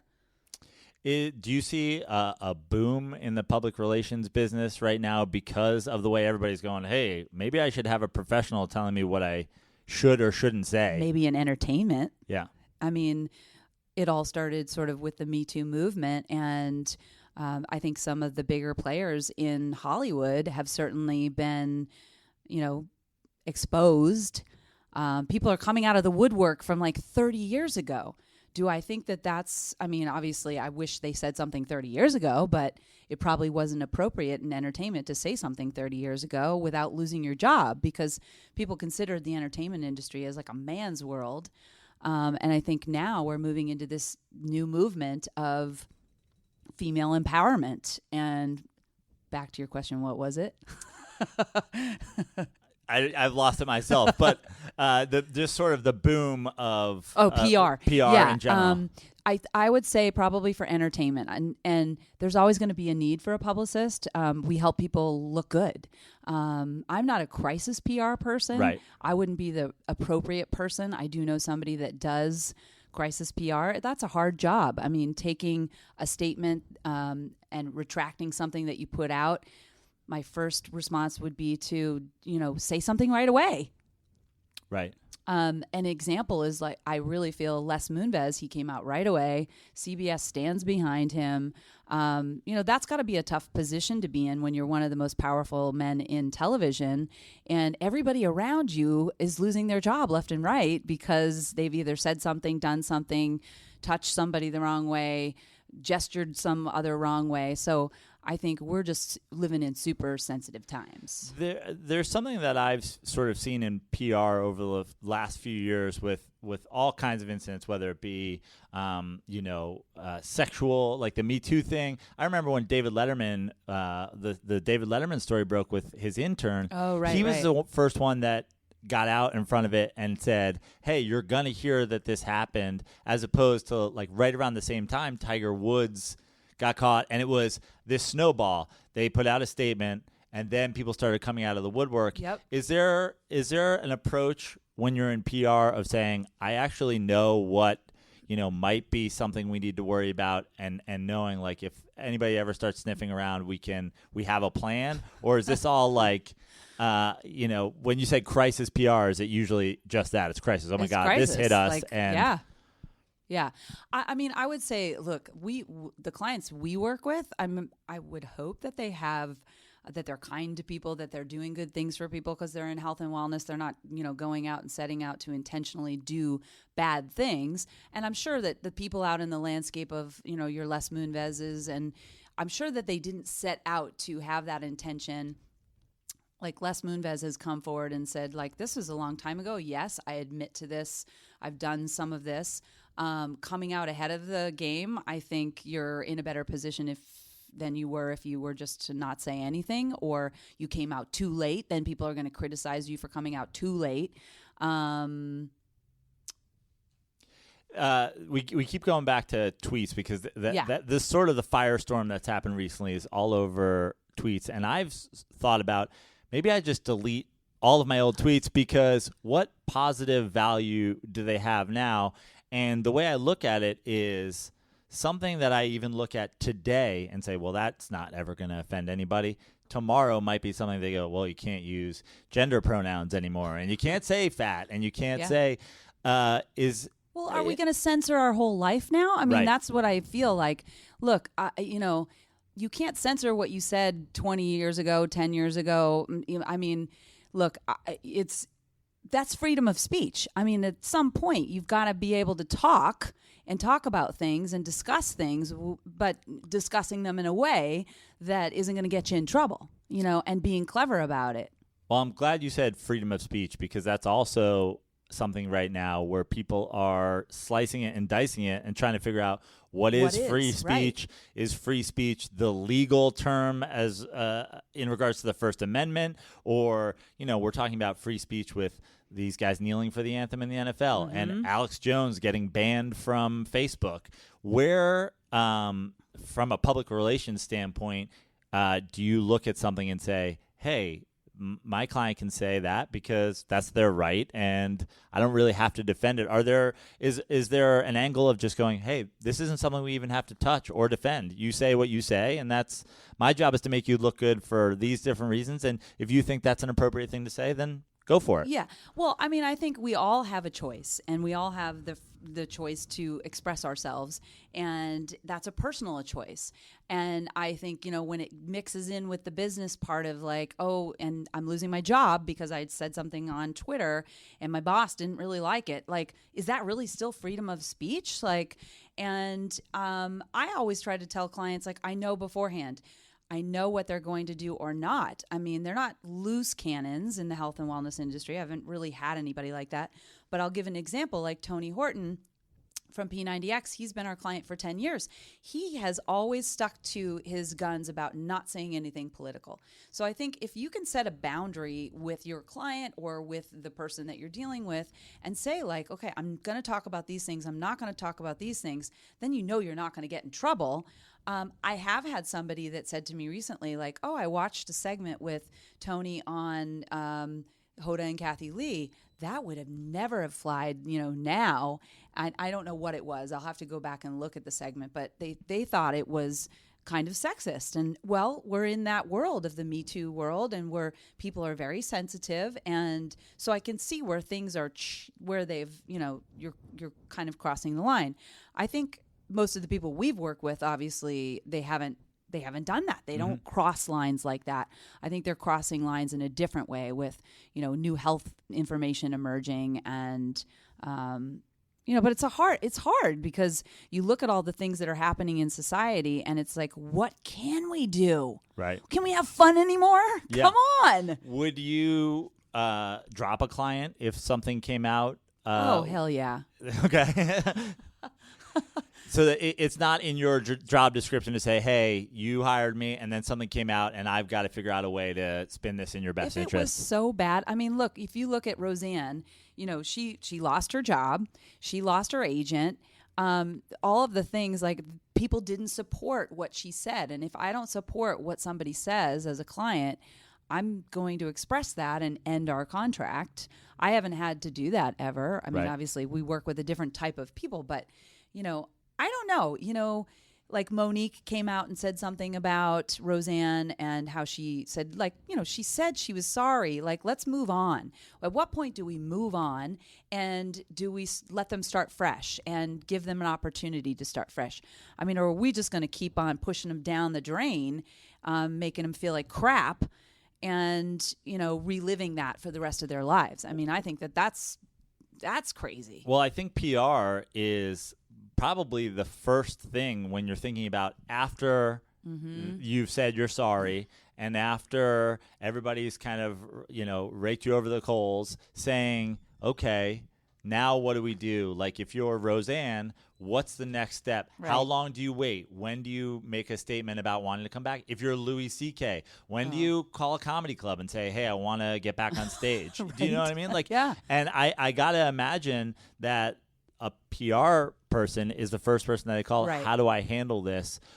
Is that sort of every case is different, or would you say, hey, this is the first thing that we do? We've got to get you on TV. We've got to get your face out there in a friendly environment and start the ball rolling again. I'd say for me and our firm at Dunpellier, we literally look at the story, and it's like, how do you craft a story that is going to appeal to people and craft it in a way that people are going to re-like you and they're going to fall back in love with you versus the other side of the coin, and bringing up that stuff. And also saying to the public, like, we're done with that. We're not going to be talking about that anymore. And we've sort of moved on from that. We've come out, we've said we're sorry. And at some point, you just have to craft a better story, a new, fresh, whatever path they're going on and the new path they're doing. Because I'm sure they're going to have a come to Jesus moment that says, wow, okay, I really, really screwed that up. I lost all my friends. I lost my TV show, but I am still a good person. And part of, like, even like with Roseanne, the appeal to Roseanne was she was crass. She said crazy things. And, I can remember crazy stuff about her. So that's her personality. It's like we're asking somebody to, like, recreate their personality Right. at some point, and that's not funny. Right, Like, yeah. I just think that there is an opportunity to give people a second chance. We all fall down. We all want to get back up. Let's reach out to people and give them the opportunity to do that. And when you're deciding how to handle either just a regular, PR push or an apology PR push, typically, just in your specific, firm, how many people have a voice of an opinion of going, okay, this is the way we should do it, or that? Because I feel like you said, oh, she said she's sorry. A lot of people will look at Roseanne and go, I don't care if she's sorry. Yeah. Or some people go, she should never, that was hate speech. She should never be able to go on TV Right. ever again. Normally, how many people's sort of points of view do you get when you're deciding this is how the public is going to react to something we do? Well, I usually come up with a plan and then I present it to, like, said person, that would be the client, and say, this is how I would do it and this would be my approach. And then they usually say, okay, I like this approach and I'm going to work with you. And then I would craft all of that said story to go out into the marketplace with those angles. I don't know. Yeah. Oh, I want to go back because you said Tony Horton and the interview, and now it would be looked at completely different than it was at the time. That's something that's going on in comedy right now, where a joke that was offensive 10 years ago is obviously that much more offensive now. But a joke that was completely mild 10 years ago is now the most offensive thing that anybody's ever said, where right. it's race or just words that you use. Just even in the health and wellness, is that something that you try to stay ahead of, where you go, look, going forward, we have to make sure that we're not saying it like this, that we're not talking about somebody's body in a way where we might be sexualizing them. Yeah, I mean, we're shaping that story. We're shaping it with, we do a lot. We have a client now, Empowered Wellness. They talk a lot about, not the body shaming part, but empowering people to choose better, thinking about their weight, better thinking about themselves, better thinking about their whole thing. And I think we guide with that. I lose my train of thought sometimes, and I'm like, oh, yeah, I'm thinking about this other thing, and then I lose my train of thought in thinking about all this all day because I'm like, there's so many moving parts going on at the same time where it's like, what is offensive, and then what is offensive to one person versus I was thinking about it today. Yeah. It's like nothing offends me, nothing, and I was like, it's sort of a philosophical question. Am I in comedy because nothing offends me, or does nothing offend me because I'm in comedy? You know what I mean? Like, I can't think of ever seeing a tweet and being like, oh, my God, that person should be hung out to dry. Like, I don't, Well, you're probably not judging people. I mean, I think people out there, they're just throwing comments left and right, and not the people that are tweeting, but the people that are reading the tweets are throwing their judgments out there. When they're tweeting about other people's tweets. And does being careful mean being less funny? And like, do you think that there's a part of an artist, a comedian, whoever, that has to make the decision of sacrificing themselves by deciding what they should or shouldn't say? Do? I don't know. I mean, isn't that part of the appeal? Like, if I look at somebody that 20 years ago was doing comedy and they were really funny, and I look at it now, maybe it's not so funny. It kind of goes back to, like, do we have to put spoiler alerts on everything? Like, I'm not going to be doing that, And right. I think people have to make their own judgment about, what's too salacious and what's not, but at the same time being sexy, so that they can get their message out and they can still be funny, or they can, whatever their shtick is, like, that they're doing. Right. You talked when we were talking before we were recording, you were saying that you did work in comedy before. I did. And that you worked on sort of the second iteration of the Man Show, which was Joe Rogan and Doug Stanhope. Biggest, like, Joe Rogan, he's pissed off everybody, right. But he has one of the most successful podcasts ever. And every single client that I meet is like, I want to go on Joe Rogan's podcast. And it's like, oh, okay. But he is one that, like, I can remember on the Man Show pissed a lot of people off. But he... I mean, just even the Man Show now. Imagine just saying... Oh, imagine just going to Girls Comedy Central and saying, they, this is the Man Show. People would be like, no, we're not going to talk about the juggy girls dancing on trampolines and jumping up and down with their boobies jiggling. I mean, that's totally offensive. Right. Do you think that there's the angle from a public relations standpoint of that was a different time? Yeah. Is it completely appropriate? I feel like that's a completely appropriate thing to say. And now it's like, well, just because it's 10 years ago doesn't mean you didn't tweet it or think it. Yeah. And, I mean, James Gunn's got fired for tweets from 9-10 years ago. I think that's ridiculous. World. I mean, because it is a different world. And like you said, it's like what applied 10 years ago is certainly not going to apply now. It's just a different time. Like, that's what I said in the very beginning. Are we going back 30 years to, like, pull this out of the vault and be like, oh my God, they said this? I mean, give me a break. Right. Like, when do you draw the line? It's like, we're not going to rewrite history. Right? I mean, these are things that we talked about that we did, and it was a different time. Yeah. And people are really offended, by Kanye West and, like, a lot of things Kanye West says, but he still has fans and he still has followers and he still makes a lot of money. He's really good at what he does. I mean, I don't see anybody like, his career isn't ruined. Well, Kanye is sort of he is a walking example of there's no such thing as bad press. Is that when you're in PR, does anybody subscribe to there's no such thing as bad press? I think any press is good press. I mean, obviously you want it to be in a favorable light and you want it to be good. But when we're talking about a crisis situation like Roseanne or Les Moonves or Kanye at times, but we all know Kanye is kind of crazy. So it's Right. like, in my mind, I think, well, that's just Kanye. And then it's like, oh, okay, we're moving on. But then we get to somebody like Roseanne and people are in a major uproar. And I don't agree or disagree. I'm just saying that, people were in an uproar about it. So I don't know. Well, I'm glad you said, that's just Kanye, because my question, and everybody I've talked to, it always comes back to very selfish. I'm here on my behalf because you're in public relations. I'm in comedy. I'm walking a tightrope here. I don't know what's okay, what's not okay. Should I delete my tweets? Should I, be doing comedy with a bag over my head and be the unknown comic? I don't know where to go right now. When you say that's just Kanye being Kanye, from a comedy standpoint, I'm on Twitter. I'm in the world as a comedian. If I'm verified as a comedian, is that enough of a PR cover for life to just say, hey, I'm a comedian. This is all comedy. Everything I say, when in doubt, it's a joke. Well, I mean, I think before you tweet, you're going to say, will I lose my jobs? Do I have very important jobs? Am I on a big TV show? I think you're looking at those things, and you're not going to go back and delete your tweets from 10 years ago. I just don't think that's happening, Joe. Will people hate me? Before I put this tweet out, are people going to hate me?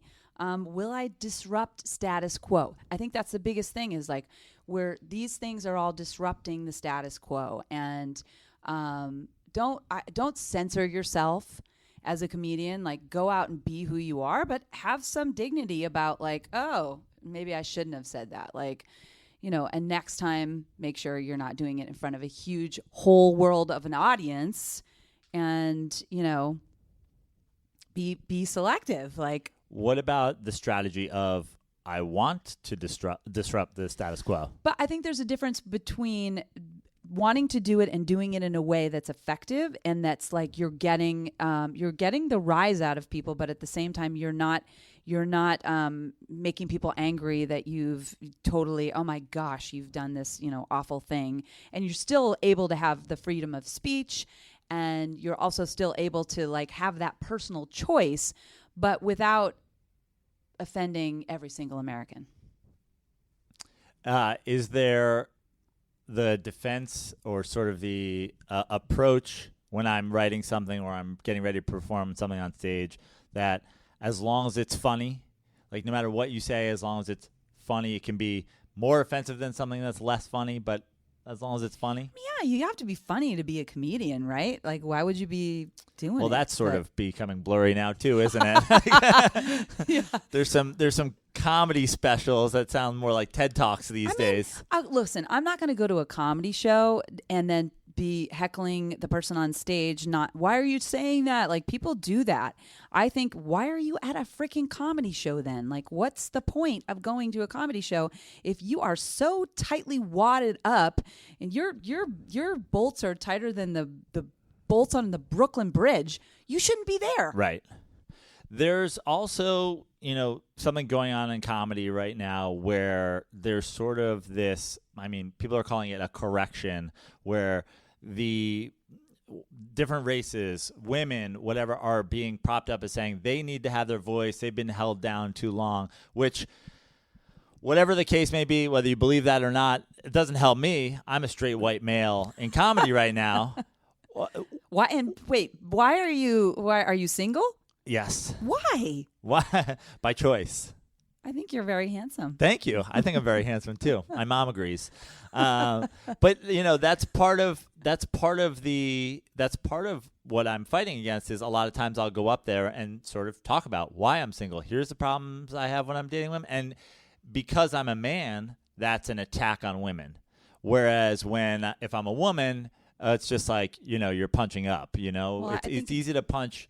It's easy to take shots at the straight white guy right now, but dare I say anything, it's right. sort of oversensitivity here. I think it's just a lot of oversensitivity, and people have lost their sense of humor. And, like I said, you can't please everybody. So you're going to try to please the best of the people that love you versus the people that you can't please. And I think, we as a culture, we've become just oversensitized, and I think people just need to be kinder, be nicer, and laugh a little bit more, go see more comedy, and be careful what they tweet. Right.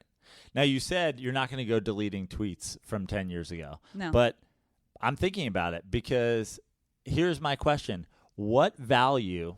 So are you looking to do like a stunt, like to get more people to, No, I'm just looking at. I'm just thinking of putting my PR hat on. Right. But I mean, that's sort of what this sort of the whole podcast is, this question that I have of what value does it have to me after the fact? That erases your whole history of like what you've been. I mean, if I keep scrolling and scrolling, I mean, I'm not going to scroll that far down, to be honest with you. But if that erases your history of everything that you've ever talked about.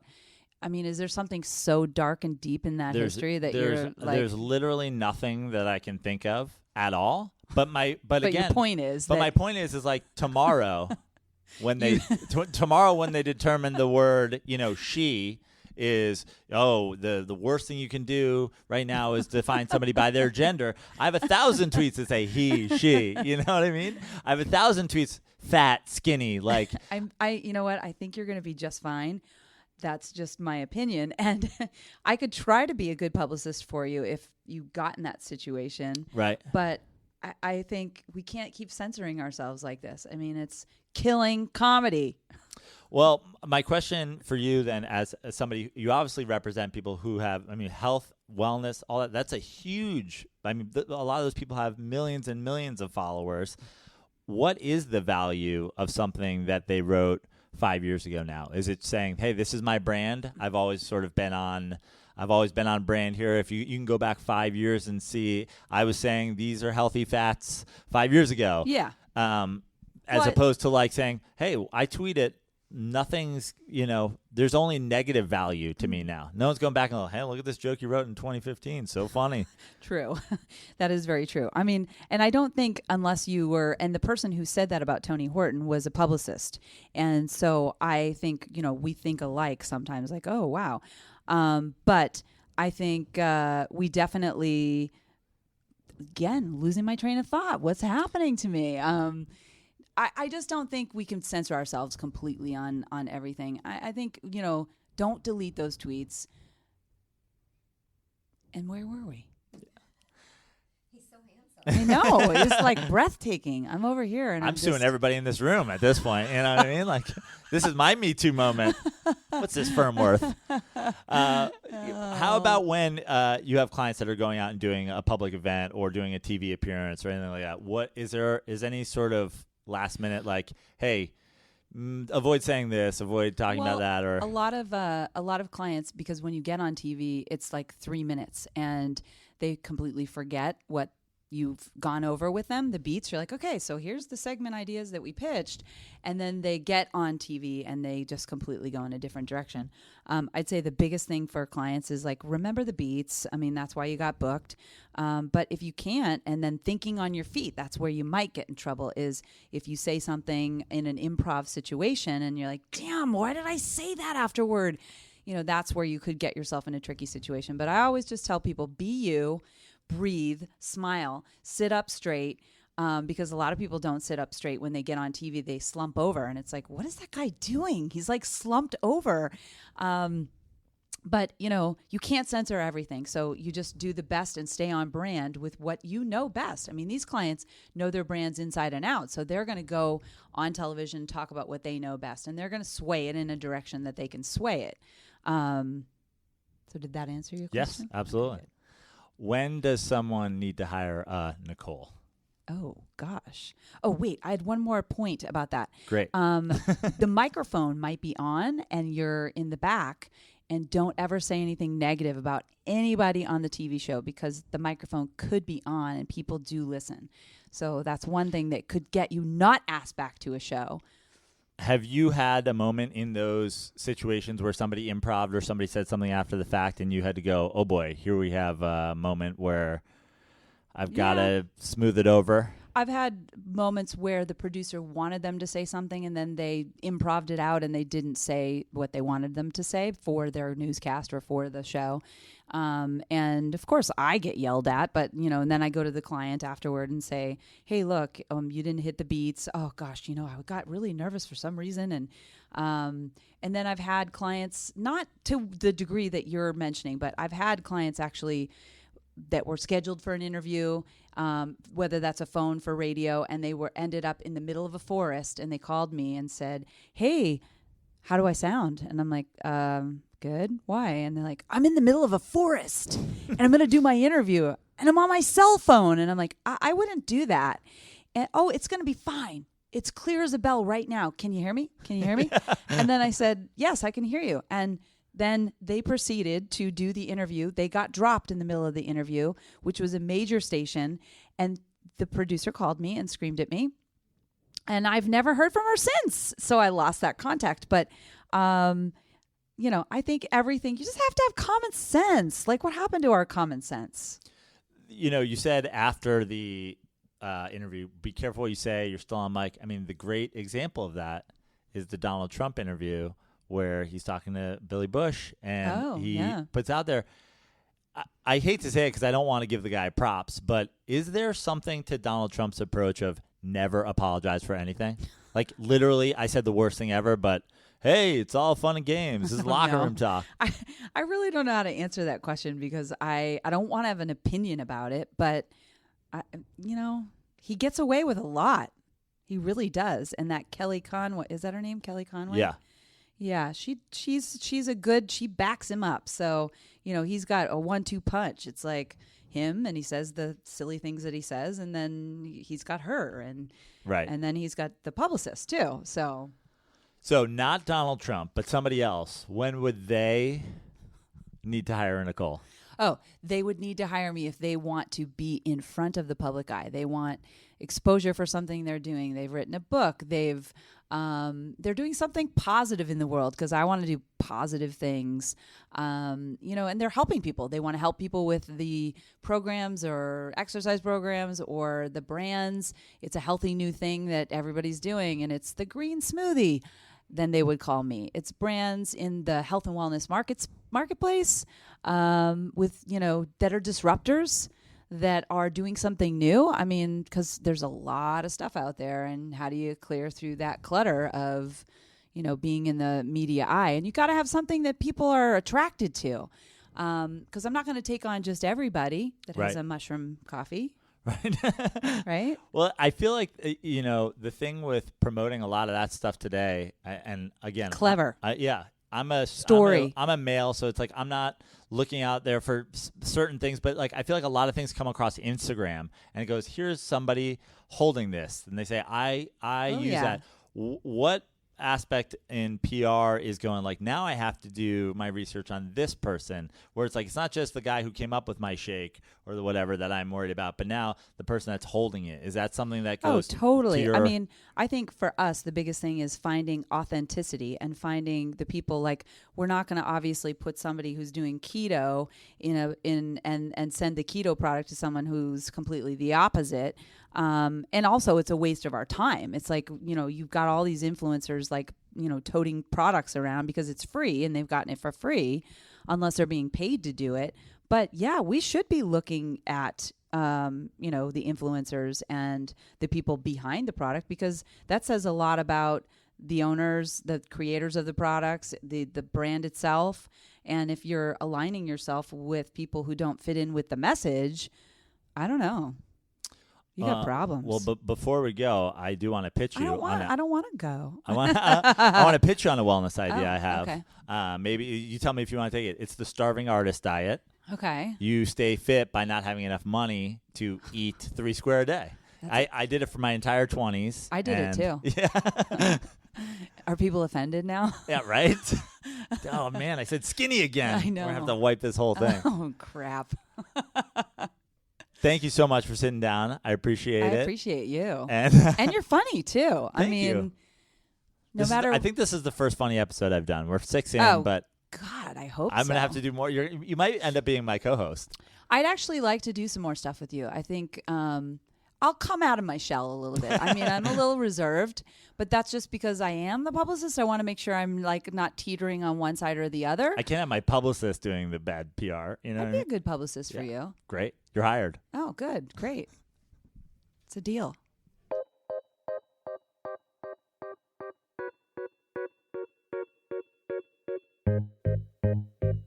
My final guest is entertainment lawyer Larry Weinberg. Larry has been working in the biz for over 25 years. He's performed legal and business affairs services for major entertainment companies, law firms, independent motion pictures, documentaries, TV programs, you name it. He's worked with the Screen Actors Guild, the William Morris Agency, and he's also an educator. He's been working with Boston University's Los Angeles Study Abroad program since it began. I wanted to discuss the legality of people being punished for their faux pas on social media and what legal action someone can take, if any, against a company or production that fires them for these social media blunders. And I can't imagine someone more qualified than Larry to lay down the law for me. Well, Larry, first of all, thank you for sitting down with me today. I really appreciate this. This episode that I'm in the midst of has had a lot of layers. It's something that I've been, thinking about personally for a while and decided, well, I'm going to explore sort of the social media backlash that's happening to people and what comics and artists and entertainers can and can't say for their best interests. And then, of course, having you here legally, what people can and can't do. And I thought, well, I've talked to, comics, I've talked to producers, talked to somebody in PR, but what is the actual legal situation with all this stuff? And so let me start with sort of two of the bigger topics, the bigger situations that are going on right now. James Gunn loses his job as director of Guardians of the Galaxy for tweets that he wrote almost 10 years ago now. And then at the same time, right around the same time, Roseanne, she loses her job at ABC for a tweet that she writes in the moment while she's, in the process of producing her show. Legally, what is the difference between those two situations in terms of somebody writing something, that a company doesn't like while they're working on a project versus somebody who did something a while ago and now it's unearthed? And also, do either of them have any, can they take any legal action toward the people that fired them for something that they wrote on Twitter? Mm-hmm. Well, this is a dilemma that the entire industry is wrestling with right now. I think that you have to sort of look at it from two perspectives. One needs to be looked at from a contractual standpoint, which is, person to person, company to person, company to company. There are contractual relationships and contractual obligations that govern that relationship. So in the case of a artist that's hired to direct a movie or an artist that is hired to act in a television series, they're going to have contractual obligations, and there will be conditions to that relationship that will govern it. And there are very clear, historically, there are very clear contractual reasons which allow for termination. Suspension, termination, to be deemed in default of your agreement. There are things that are happening now that those terms and the clauses that are typically, used in a contractual relationship like that, you probably have heard the term the morals clause. The morals clause. Well, people respond to that, with that because what does it really mean, and who determines morality, and what's good and what's bad? And I can tell you right now that a lot of the work that I do a lot of production legal work. So I work on movies and TV programs, and I'm working with writers and directors and actors, and I will, I'm seeing a change in the actual language of those morals clauses and the severity of them. And what most of my experience has been is that if there's something that actually results in damaging effect on the movie, the production, the companies involved, that is actionable. That is something that could result in termination or suspension. When something is a little bit more vague, when something is not necessarily proven to be true, does that rise to the level of the ability to terminate, an artist or to suspend an artist? And this is really where the discussion, is focused on right now, and where I think artists are very concerned. That's one thing, sort of this interaction between companies and individuals that's contractual. It has nothing to do with legality, the Constitution, statutes, and case law, and that's a whole other, area that needs to be explored, and is also comes into play in your introductory question, which is involving freedom of speech, involving matters of defamation, libel, and slander. What is protected speech? What isn't? Is somebody being prevented from, doing their job because of this chilling effect, which is going on right now, especially with comedians? Right. What you can joke about, what you can't joke about, what something, what Lenny Bruce did. And I'm sure you guys, you and your colleagues have always talked about Lenny Bruce and Richard Pryor and, the things that they did that changed, the world that you guys exist in now. And is that being drawn back now? Are we going back to a dark age, as far as comedy? What can you and can't you joke about anymore? There are certain things that are taboo. If you look, and I've been following this as well. I'm interested, and if you look at some of the things that are really compelling as far as the backlash and as far as people getting terminated, there seem to be certain taboos that you don't touch. Yeah. I'm seeing a common thread with regards to pedophilia, all right, and making fun of children and raping dolls and things like that. Don't do that. Right. That's not good. And that's coming back to haunt people. Rape, making fun of rape and joking about rape. I'm not saying that a comedian can't do that. And I've been to many stand-up comedy shows, and I've heard many comedians joke about rape and joke about pedophilia. But if you look at what's going on now, and you look at the artists at the level that they are, that are getting, that are having this backlash, that their careers are being, damaged. That seems to be a common thread. Well, it seems, as a comic, like every day something happens where I go, okay, now that's off limits. Rape, pedophilia, race is now, you don't touch on race. But then also when I'm creating, when I'm writing jokes, it's forget what I already know is taboo. What about the things that I'm writing or tweeting and they're going to become taboo tomorrow? Right now, there's a lot of talk of, gender and sexuality, and are there more than two genders? Are there less than infinite genders?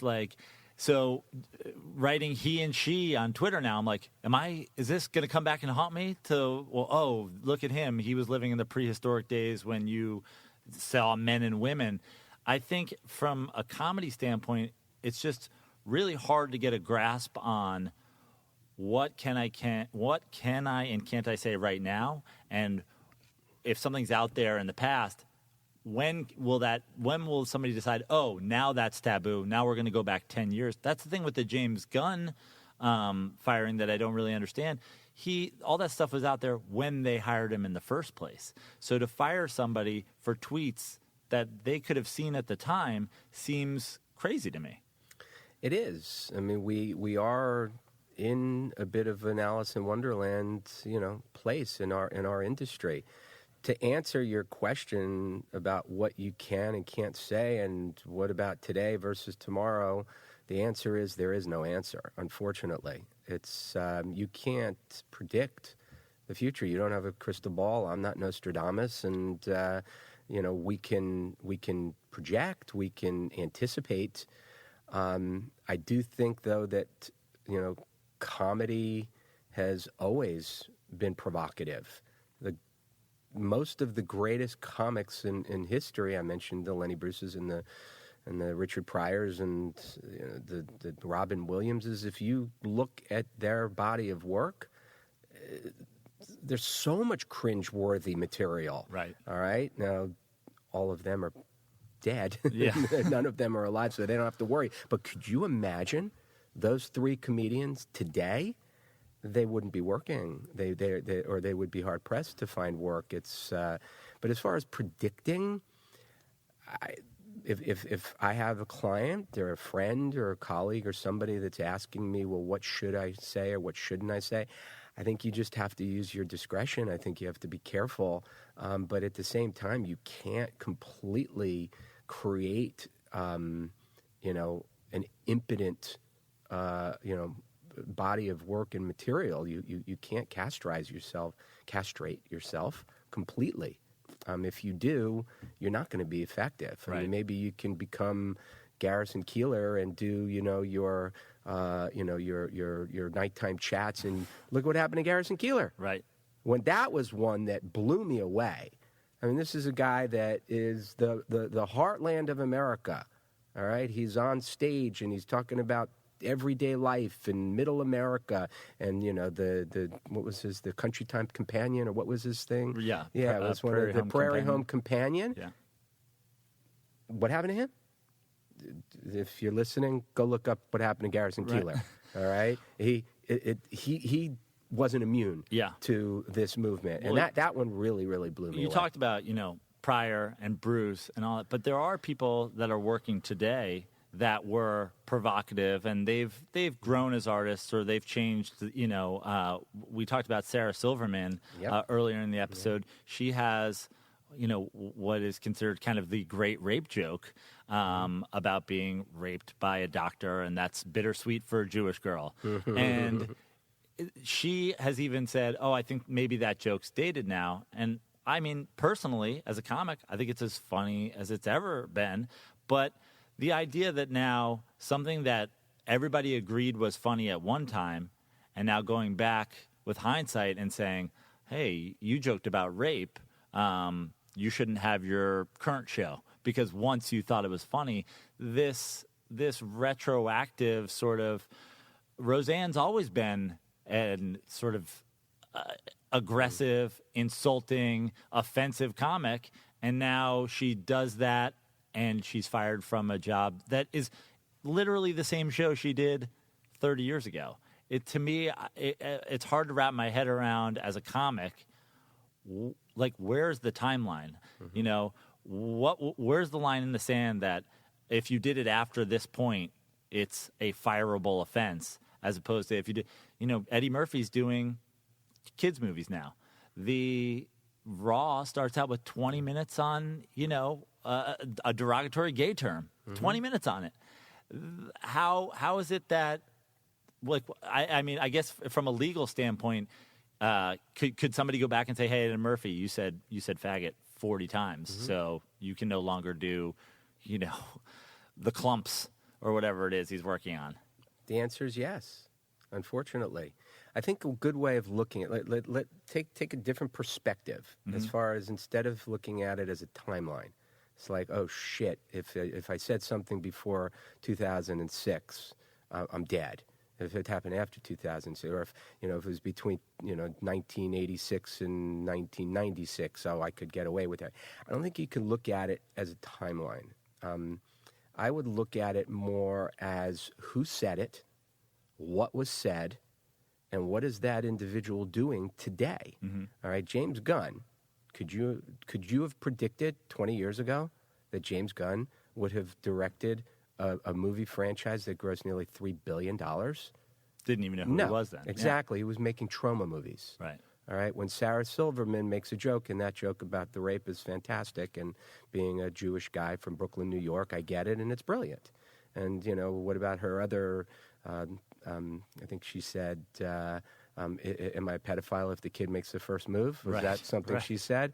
I mean, it's horrific, but it's comedy. Mm-hmm. She's not making a joke. She's not being serious about raping a kid, because he made the first move. That's not what she's saying. Most reasonable, intelligent, rational people would understand that. I think a lot of what's going on is about is punitive. I think that you can find that many of the people involved with these, with the allegations, with these incidents, there are people who are out to get them.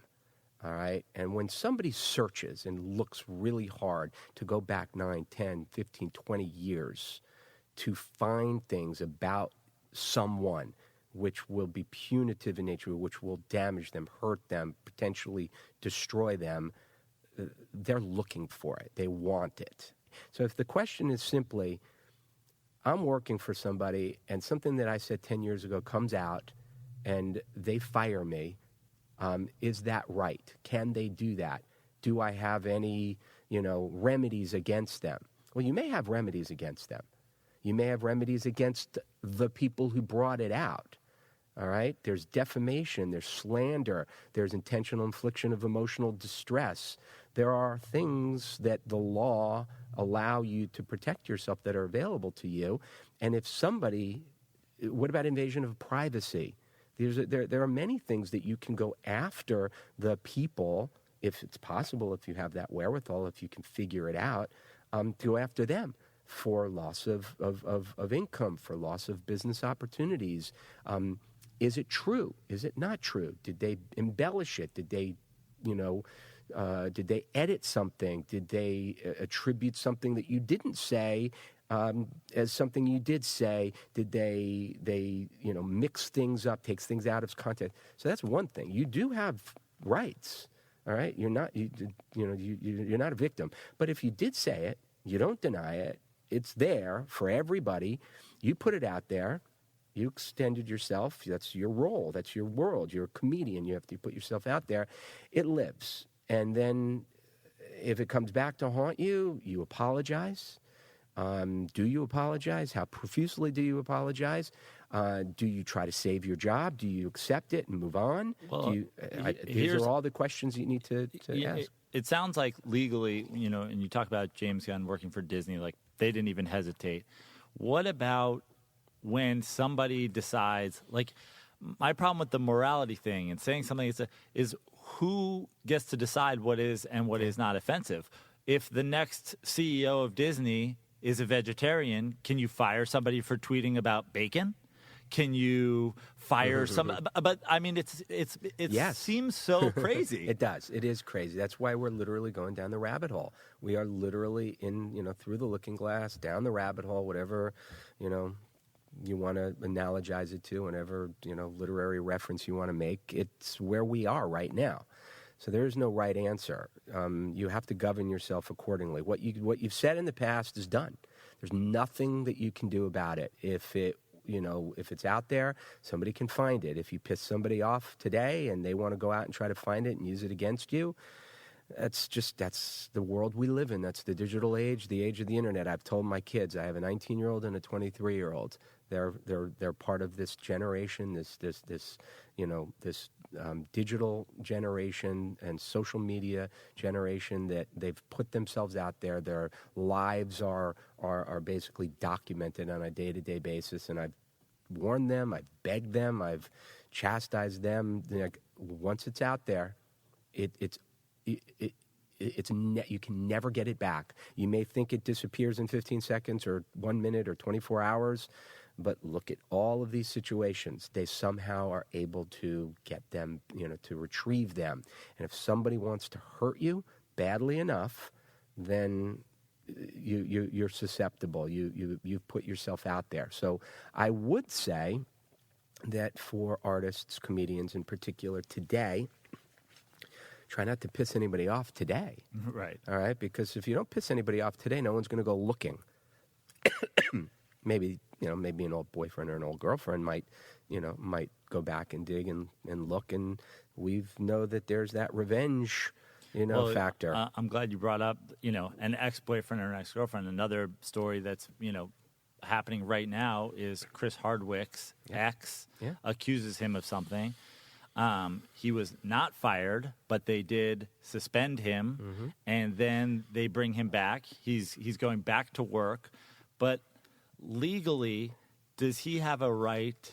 Does he have any rights to sue for just being suspended in the first place when they've now determined he hasn't done anything wrong because they've stained his character just by saying, "Hey, we're going to look at it." That's possibly that would be contractual. The clause that I told you about that's been changing, this morals clause in contracts with artists, and it's been changing over the course of probably the last year, but really, really dramatically in the last 6 months. In that case, yes, they would absolutely have the right to suspend. See, now that's where you get into suspension versus termination. So back to sort of our little world here. The artist, the comedian. Right. All right. What do you want to, how can I prevent this from happening to me now and in the future getting raped because I made a joke today that seemingly was okay to make a joke today, but Getting the moral attacked. police, I don't even want to say raped. Oh, God. Okay, getting attacked, yeah. I'm I'd like to think I'm an artist on the way up, and, I'm sure I've pissed off some people on Twitter, but I don't think I'm in a position where people are going, hey, let me go catalog every single Joe Prano tweet, and just in case. Maybe it's happened, maybe it hasn't.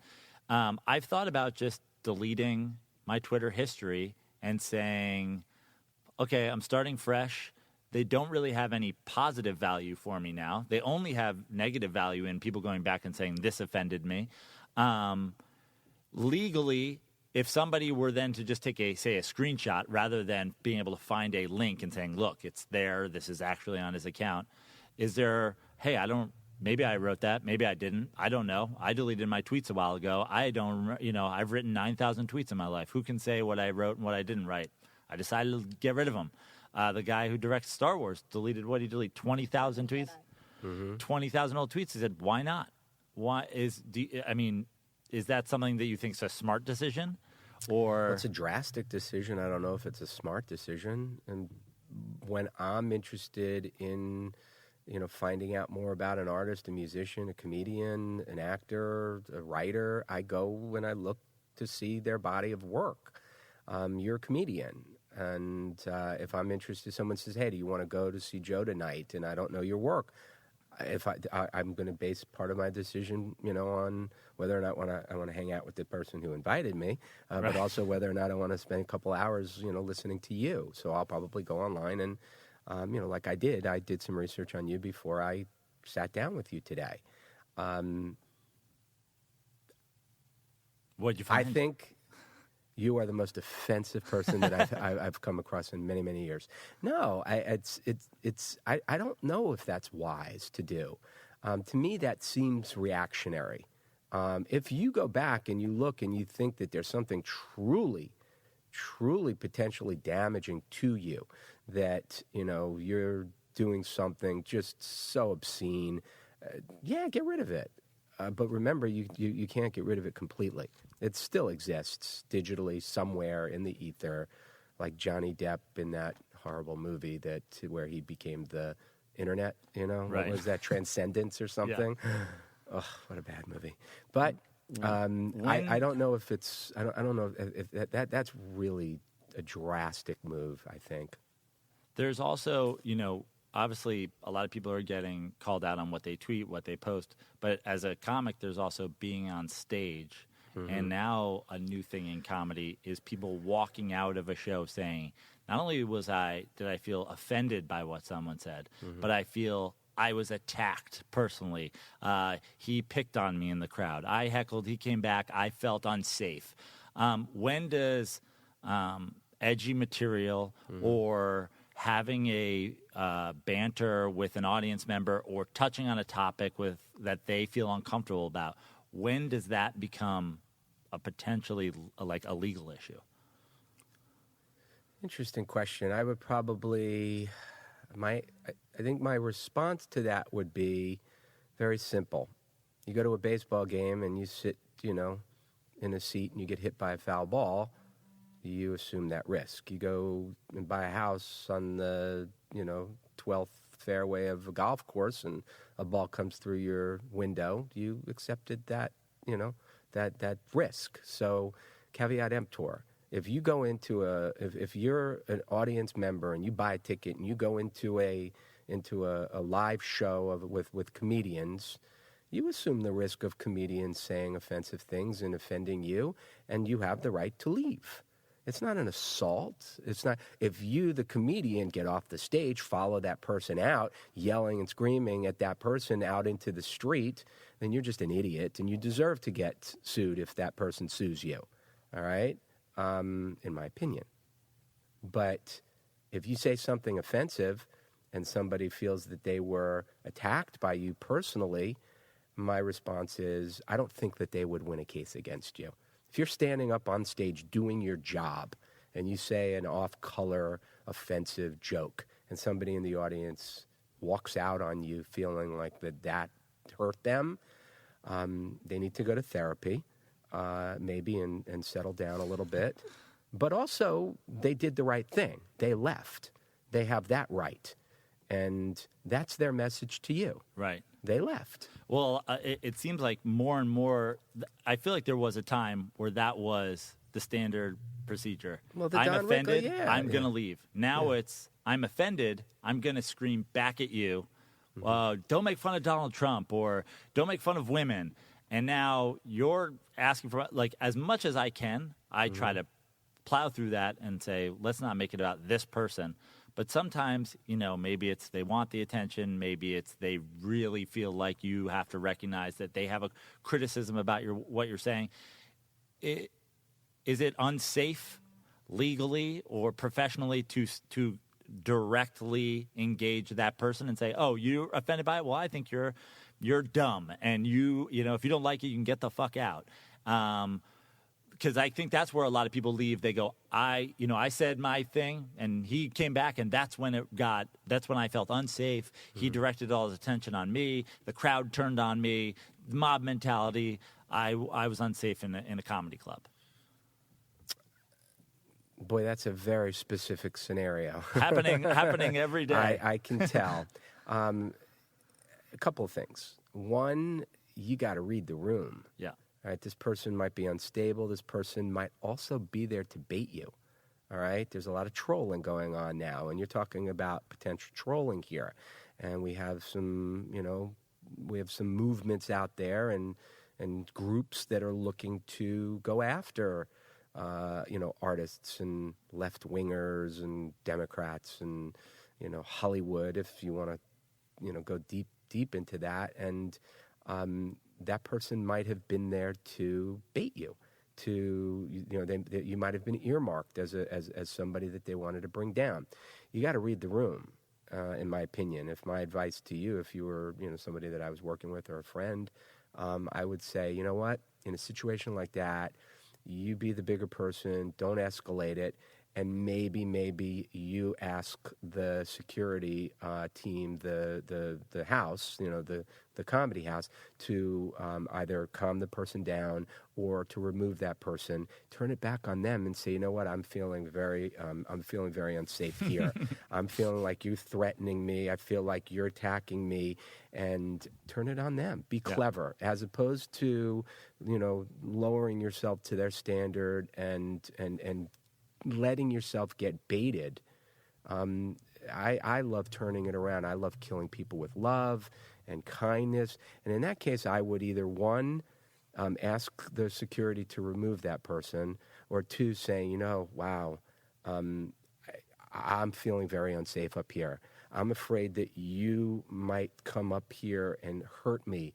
Would you please back off? Could you please sit down because I'm feeling very unsafe? And this is my cocoon, and I'm up here just trying to do my job, and I don't come to your place of work and bait you. Right. Okay. And it's something like that. That's Well, kind of you know, what I would say. when we first started, you talked about how there's sort of the other side is there's the constitutional issues, the free speech, and that's something that's coming up more and more with whether it be the national anthem issue in the NFL or just in the last couple of days, Alex Jones being removed from iTunes and YouTube because they don't want to promote what he has to say. Where does it become a constitutional issue with saying, hey, I have my opinion, you may like it or not, but I have the right to put it out there and have people hear it if they want to hear it? Where does saying you can't put that on iTunes or you can't kneel on the sideline of a football game actually become a constitutional issue?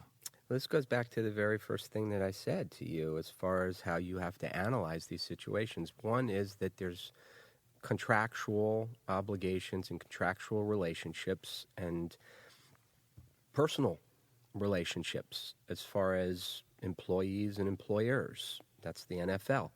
Versus the government of the state of California or the government of the United States saying to you, Joe, you can't say that. There's a huge difference. I think a lot of people don't understand the difference between the two and that there's a sort of bifurcation. Right. And that the NFL is a private it's a private organization that has franchises and it has a brand to uphold. It may be bad. It may be, something that you don't agree with, but they have the ability they have the right to govern themselves and their franchises and their employees. If you work for Nestle, all right, and you show up one day and you start to rant and rave about how Nestle produces its chocolate and they're doing horrible things in the Amazon and the cocoa plants and they're burning and doing whatever, and you get fired, they have the right to fire you. That's not freedom of speech. Right. You have the right to say something.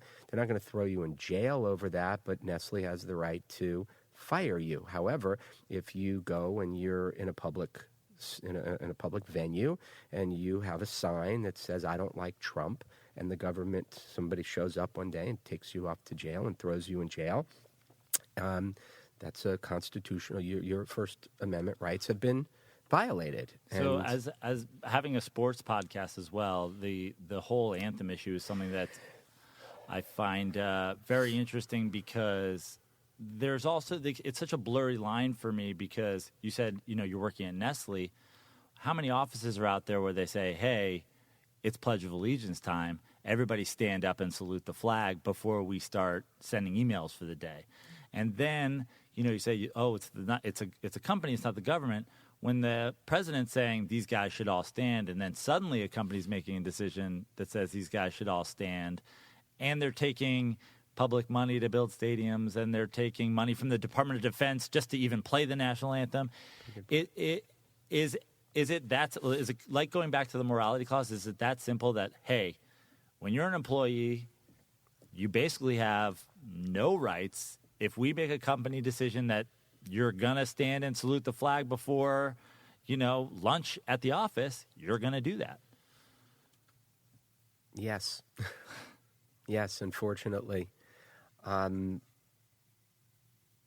work for them. They're your employer. It's not the same as holding a sign on a public, in a public park saying you don't like Donald Trump. You don't like the President of the United States. Could you be fired from a company for holding a sign that says, I don't like Donald Trump? Yeah, I think you could. You might have a claim, against them, but the company is employing you to do a job. They're not employing you to exercise your right of free speech. Unfortunately, that's reality. And going back to your Pledge of Allegiance analogy, it's probably better to say, well, you don't believe in you're a household that doesn't believe in God, and you have a child that you're raising not to believe in God, and the national anthem, the Pledge of Allegiance, talks about God, and you don't want your child to be forced at the public school down the street to pledge of allegiance to the flag in the United States of America and say, "In God we trust," and invoke God in their everyday.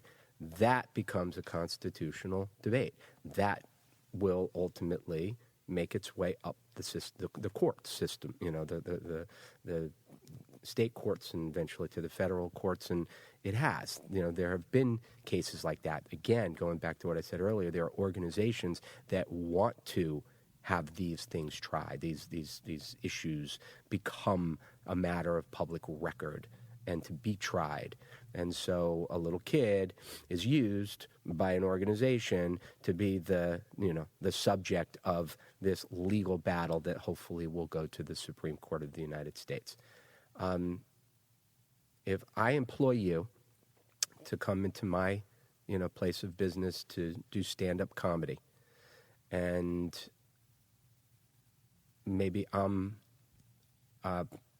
my child just got married, and it's an interracial marriage, and you start spewing vile comedy that you think is comedic, that about interracial marriages and the children of interracial marriages, and I'm offended, and I ask you to leave, after you're set and never come back.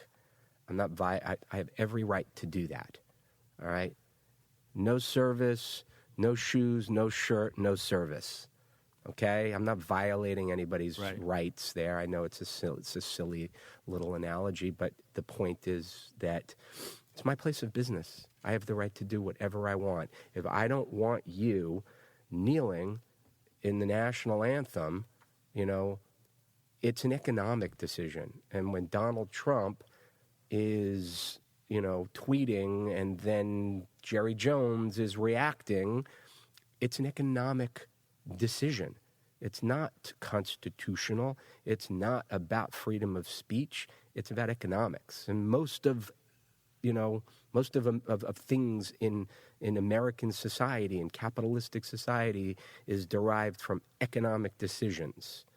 And if there's some byproduct that involves constitutionality, freedom of speech, victimization, trolling, that's just a byproduct of the economics of whatever it is we're talking about. So then, I'm fascinated by the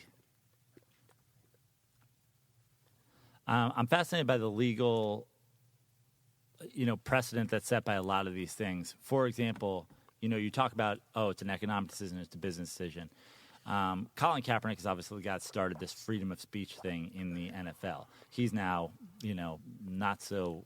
It's pretty obvious he's been blackballed by the league, and they can say that that's an economic decision. Now, a guy like him or an entertainer that says something, is there any legal fight if they can prove this actually didn't hurt you economically? That you're claiming people are going to stop coming, but the movie made more money than it ever made. The football team, the whole league made more money than it ever made. You're telling me that I'm going to hurt your brand, but I was there. The brand actually wasn't affected. You basically are, you're saying you're firing me for one reason, but there's no proof in that. Or is it, hey, we don't even need to prove it. We can say it, and that's that. The latter. Yeah, we don't need to prove anything. However, there's something else that I thought you were going here, which is what is his action? What's he pursuing right now against the NFL? He's I think that the collusion. Collusion, right. Yeah. Exactly. Yeah. Collusion. And what is collusion?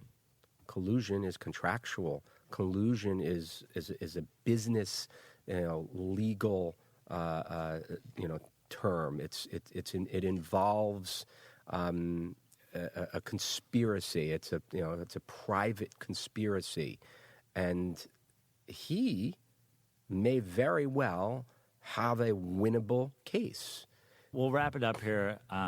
Thank you so much for giving You're me a little welcome. extra time. But the one thing, Little extra time. Yeah, sorry, Damn, you sorry. said 20 minutes. I think it's like 50 minutes, but that's okay. I'm having a good time. Is this okay? This is fantastic. The one thing that I wanted to ask you just to close out is Sure. this sort of what my manager here always tells me is, as long as it's funny, you don't really have to worry about that. But today, in not just America but the world, everybody, it seems very divided.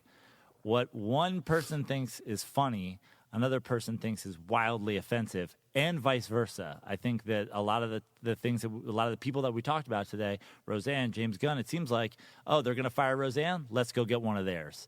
And it's sort of a back and forth. So it sort of leaves me lost in the woods here going, well, if it's funny anymore, it doesn't really work because there's a line between two opposing forces here. They're going to think it's funny. They're going to think it's the worst thing you ever said, and vice versa. How does one even consider then what they should or should not say?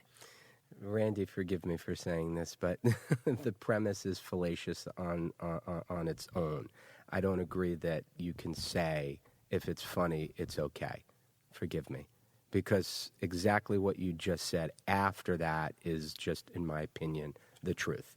It's so subjective. And I've said this over so many years with regards to film and TV and the arts. It's what's funny to somebody is unfunny to somebody else. What's scary to somebody is not scary to somebody else. What makes somebody, feel good and dance it doesn't work for somebody else. We're in a business of absolute grays and fluidity and subjectivity. There is no black and white in our business. That's what art is. I think, I'm going back to college on this one. Forgive me. You should do look this up and see if I remember it correctly. But I think I remember from one of my art history classes, I think it was St. Thomas Aquinas. All right, I'm going to go for it. All right, I'm not saying We're not this is holding you right. legally. Oh yeah, 10 years from now they're going to Larry Weinberg quoted St. Thomas Aquinas and he was wrong. It was Goethe. It wasn't Aquinas. Whatever. It's. I think he said it was. They were talking about the definition of art, and to paraphrase what I remember, if it was Aquinas, it was art is that which when I look at it, it makes me feel. Sort of like that. So to end, right, funny to me is what makes me laugh or puts a smile on my face. But it has nothing to do with anybody else. My entire being, my entire environment that I grew up in, who I am, a Jewish kid born in Brooklyn, raised in Miami Beach, graduated from high school in Prairie Village, Kansas, college in Boston, law school in Los Angeles.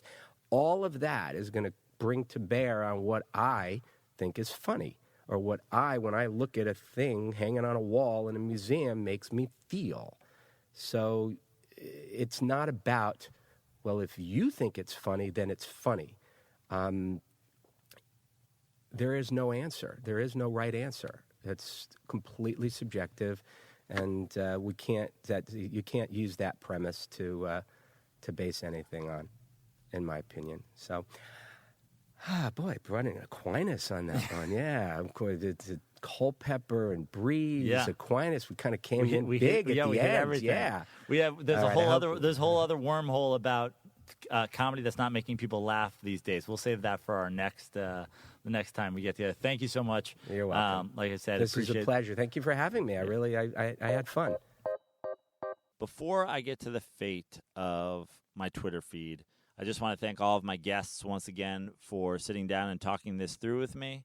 And I want to give a special thank you to my manager, Randy Siegel, for all of her help on this episode, from shaping the concept with me to booking all of my guests. So thank you, Siegel, for all of your help. If you enjoyed listening to this episode, please go to my iTunes page and rate, review, and subscribe to the show. It's super helpful, especially for a new podcast, to get a bunch of ratings and reviews. So if you haven't done that yet, please, please, please, please do it right now. If you want to support the show, go to patreon.com/Joe Prano and become a patron.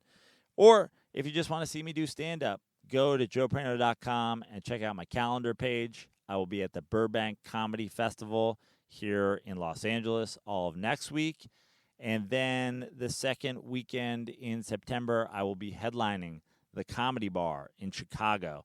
We're doing a live Dirty Sports podcast on Thursday the 6th. And the 7th, 8th, 9th of September, I will be headlining the Comedy Bar. So if you're in Chicago, get your tickets for that right now. And the grand finale. What's going to happen to the archives of @Fix Your Life? Well, after talking to a comedy super producer who basically said, if it's funny, you got nothing to worry about. And after talking to a publicist who said, deleting your Twitter would probably be a bit of an overreaction. And after talking to a lawyer who said, look, if a company wants to fuck you, they don't even really need a reason. They can just fuck you. It seems like deleting my Twitter history would sort of be a bitch move. So I'm not going to do it. Although, honestly, I'm not even sure you can say bitch move in 2018. So I don't know. I'll probably end up deleting this podcast. Hey Joe, I like Joe's show. I tell everybody that's my shit. See, I had a long ride, turn the volume up high, and the time flew by so quick. I laughed out loud, that's what it's about. I really don't feel safe no more. And Joe stands out even in a big crowd, cause he drinks till he hits the flow. Hey Joe, it's time to stop the show. Pack it up and away we go. Donate cause we almost broke. Everybody, that was Joe.